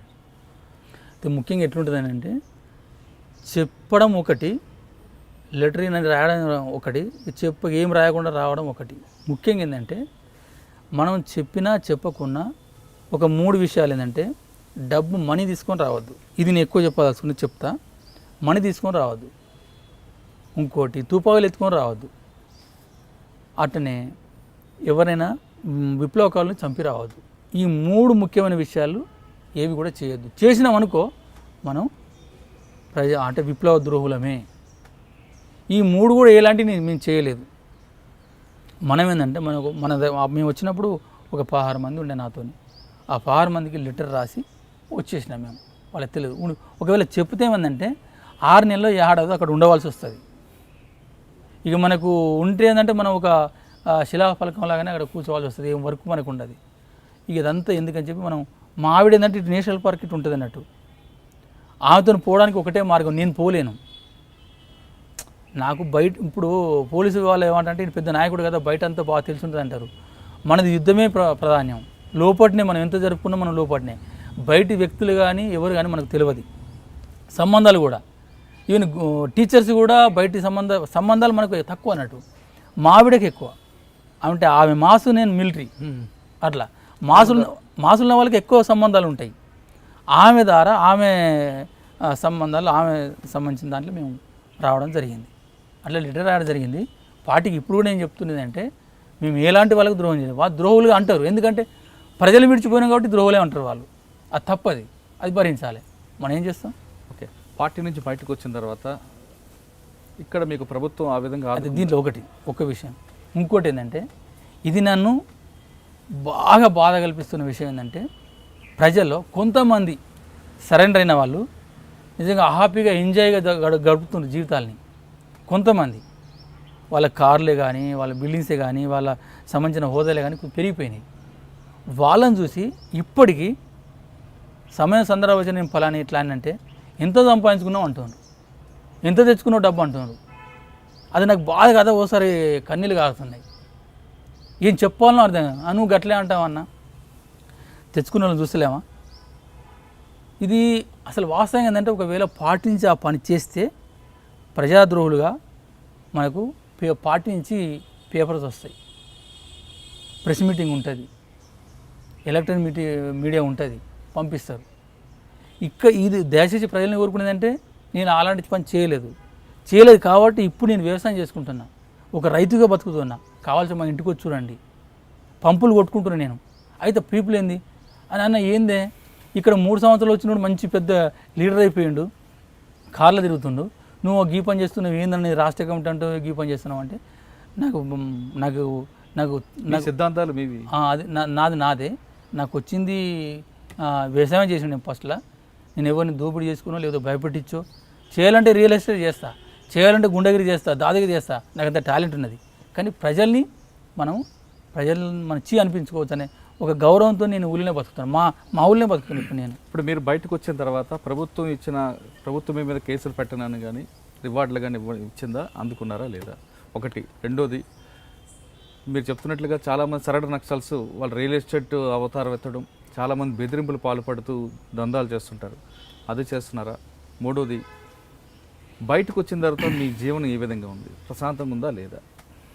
అయితే బయటకు వచ్చిన తర్వాత మాకు ప్రభుత్వం సంబంధించిన మనీ 7 నెలల తర్వాత వచ్చింది. నాకు 20 lakhs, మా ఆవిడకి 5 lakhs. అసలు వాస్తవంగా జిల్లా కమిటీ మెంబరు, నేను రాష్ట్ర కమిటీ మెంబర్ను. 20 lakhs నాకు వచ్చినాయి 7 నెలల తర్వాత. అప్పుడు చూడ ఇబ్బందులు ఉండే, మాకు ఏమి లేకుండా వచ్చినాం కదా. ఇంటికి పోతే ఇల్లంతా కూలిపోయింది, మా అన్నలు ఎక్కడ వాళ్ళు సెటిల్ అయిపోయినారు. మనకు ఆర్థికంగా ఏంటిది సమస్య. ఇక మనం ఇటు అటు తీసుకున్న తర్వాత ఆ 7 నెలల తర్వాత మనకు వచ్చేసింది. మావిడకు అసలు 8 లక్షలు ఇవ్వాలి, అయితే అక్కడ ప్రభుత్వం 5 లక్షలు కేటాయించింది కాబట్టి అది 5 లక్షలు ఇచ్చేసింది. వచ్చిన తర్వాత ఏంటిది భవిష్యత్తు మళ్ళీ అడుగుతారు, పిల్లల ఎంత ఏమి, ఇదన్నీ సమస్య వస్తుంది. మేము డిసైడ్ చేసుకున్నాం అన్నట్టు, మరి ఒక పాప కావాలి ఎట్లా అని దాంతో ఇప్పుడు మా పాప చెక్కల్ని అంటే పాప అయినా మనకు అయితే పిల్లలు కావాలని దాంతో మరి ఇప్పుడు పాప 2.5 సంవత్సరాలు. ఇప్పుడు ఇక ఆమెతోనే ఇప్పుడైనా కూడా ఆమెతోనే మేము చాలా ఇబ్బందులు పడ్డాం. అంటే పెంచడం కదా, అట్లేందంటే కొద్దిగా మనకేంటంటే డబ్బు అయితే ఓకే, అయితే మనకు ల్యాండ్ రావాల్సి ఉన్నది. అది అగ్రికల్చర్ అయినా హౌసింగ్ అయినా. చాలా పేదవాడిని, వ్యవసాయం చేద్దామంటే వ్యవసాయం లేదు, కౌలు తీసుకుని చేస్తున్నా. ఒక్కొక్క ఎకరానికి ఇప్పుడు 8,000 10,000. నేడు ఒక 10 ఎకరాలు పట్టిన చేసిన, కొద్దిగా ఇబ్బంది అయింది, లాస్ అయింది. ఈ వేడు ఒక 5 ఎకరాలు పట్టిన, అది కూడా ఇప్పుడు పంట ఇప్పుడు చూస్తారు కదా వాతావరణము. అన్నిటికన్నా మీరు మిగతా సరెండర్ నక్సల్స్ లాగా రియల్ ఎస్టేట్ చేస్తూ ఒక సెటిల్మెంట్లు చేయొచ్చు కదా. అయితే మనకు సరెండర్ అయినప్పుడు ఐజీ అనురాగ్ శర్మ ఉండే, మిగతా ఎస్ఐబి మిగతా వీళ్ళంతా అంటే మనకు రివార్డ్ ఇచ్చేటప్పుడు నువ్వు మంచి బతుకవ్వా, నువ్వు ఈ దందలు ఆ దందలు మళ్ళీ పోకు, చాలా కష్టపడ్డ 25 ఏళ్ళు జీవితం అంతా అక్కడనే చేసుకున్నావు, ఉన్న ఈ జీవితం అన్నా నువ్వు నీ ఎక్కడ బతుకో కానీ నువ్వు ఈ దందాలో పోకు అని చెప్పిండు. మనం నిర్ణయించుకున్నది కూడా ఏంటంటే ప్రజల్లో ఒక ఇదంతా ఏర్పడ్డది, ఈ రియల్ ఎస్టేట్ చేయడము, ఈ ఇది చేయడము, అది ప్రజలకు నచ్చలేదంటే కొంతమంది నచ్చుతుంది. అయితే మనకేందో మన బుర్ర అట్లా లేదు, చేదో కష్టం చేసుకుందాం కొన్ని రోజులు అనే పద్ధతిలో కూడా మనం ఊళ్ళనే ఉంటున్నాము, వ్యవసాయం చేసుకుంటున్నాము. అయితే ప్రభుత్వ ల్యాండ్ కోసం ప్రయత్నం చేస్తున్నా. అయితే ఇక కొన్ని రకరకాల ఇబ్బందులు ఉన్నాయి. మనకు ఒక అగ్రికల్చర్ ల్యాండ్ ఇచ్చిన, నేను వ్యవసాయం చేస్తున్నా కాబట్టి దాంట్లో డైరీ ఫామ్ ఇంకేమైనా పెట్టుకుంటే నాకు ఇంకొద్దిగా నా డెవలప్కు నా పునరావాసానికి బాగా ఉపయోగపడదని నేను ప్రభుత్వాన్ని కోరుకుంటున్నాను. ఇది ఫైనల్గా చెప్పండి, ఇప్పుడున్న యువత కొంతమంది పార్టీ వైపు చూస్తున్న వాళ్ళకి అందులో వెళ్ళమంటారా, లేదు అక్కడ మీ లక్ష్యం నెరవేరదు, ఇక్కడే ఉండి సాధించండి, ప్రజలకు సేవ చేయండి అంటూ మీరు మెసేజ్ ఇస్తారు? నేను ఇప్పుడు ఒకప్పుడు పాటలో ఉంటే నేను ఆ మెసేజ్ చేయగలుగుతా. ఇక్కడికి వచ్చిన తర్వాత ప్రజలు మాత్రం చాలా చైతన్యవంతులు. ఏది తప్పు, ఏది రైటు, ఏ నాయకుడు కరెక్టో ఏదో అనేది వాళ్ళకి క్లియర్గా తెలుసు. వాళ్ళు డిసైడ్ చేసుకోవాలి వాళ్ళ మార్గాన్ని, వాళ్ళ భవిష్యత్తును. కానీ మీరు పోరాడండి, పోరాడకూడదు, ఈ ప్రభుత్వం మంచిది, ఆ ప్రభుత్వం చెడ్డది అనేది నేనేం చెప్పలేను. నా భవిష్యత్తును నేను నిర్ణయించుకోవాలి, వాళ్ళ భవిష్యత్తు వాళ్ళు నిర్ణయించుకోవాలి. వాళ్ళకి తెలుసు ఈ ప్రభుత్వాలు ఏం చేస్తున్నాయి. ఇప్పుడు ప్రభుత్వాలు ఇప్పుడు ఎలక్షన్లు వస్తున్నాయి, ఏం చేస్తున్నాయో వాళ్ళకి తెలుసు. ఇప్పుడు కూడా నేను ఏంటంటే పీపుల్లో నక్సలైట్ ఉండాలని అంటున్నారు.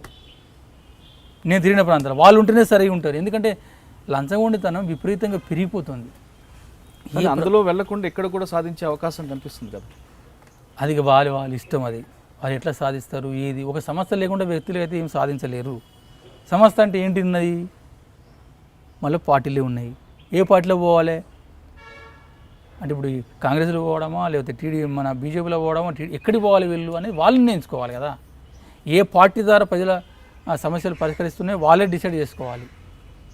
నేను పోరాడండి. కాకపోతే ఏంటంటే నేను ఒకటే చెప్పదలుచుకున్నది, ఇక్కడ ఉన్న ప్రజాస్వామ్యబద్ధంగా అన్యాయం ఎక్కడ జరుగుతుందో అక్కడ కొద్దిగా గ్రహించండి.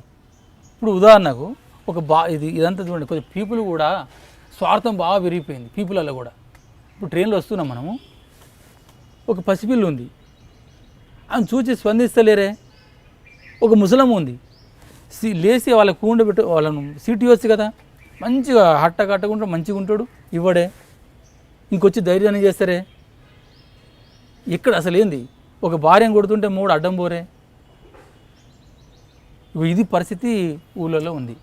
ఆ యువతకి మీరు ఇచ్చే మెసేజ్ చెప్పండి.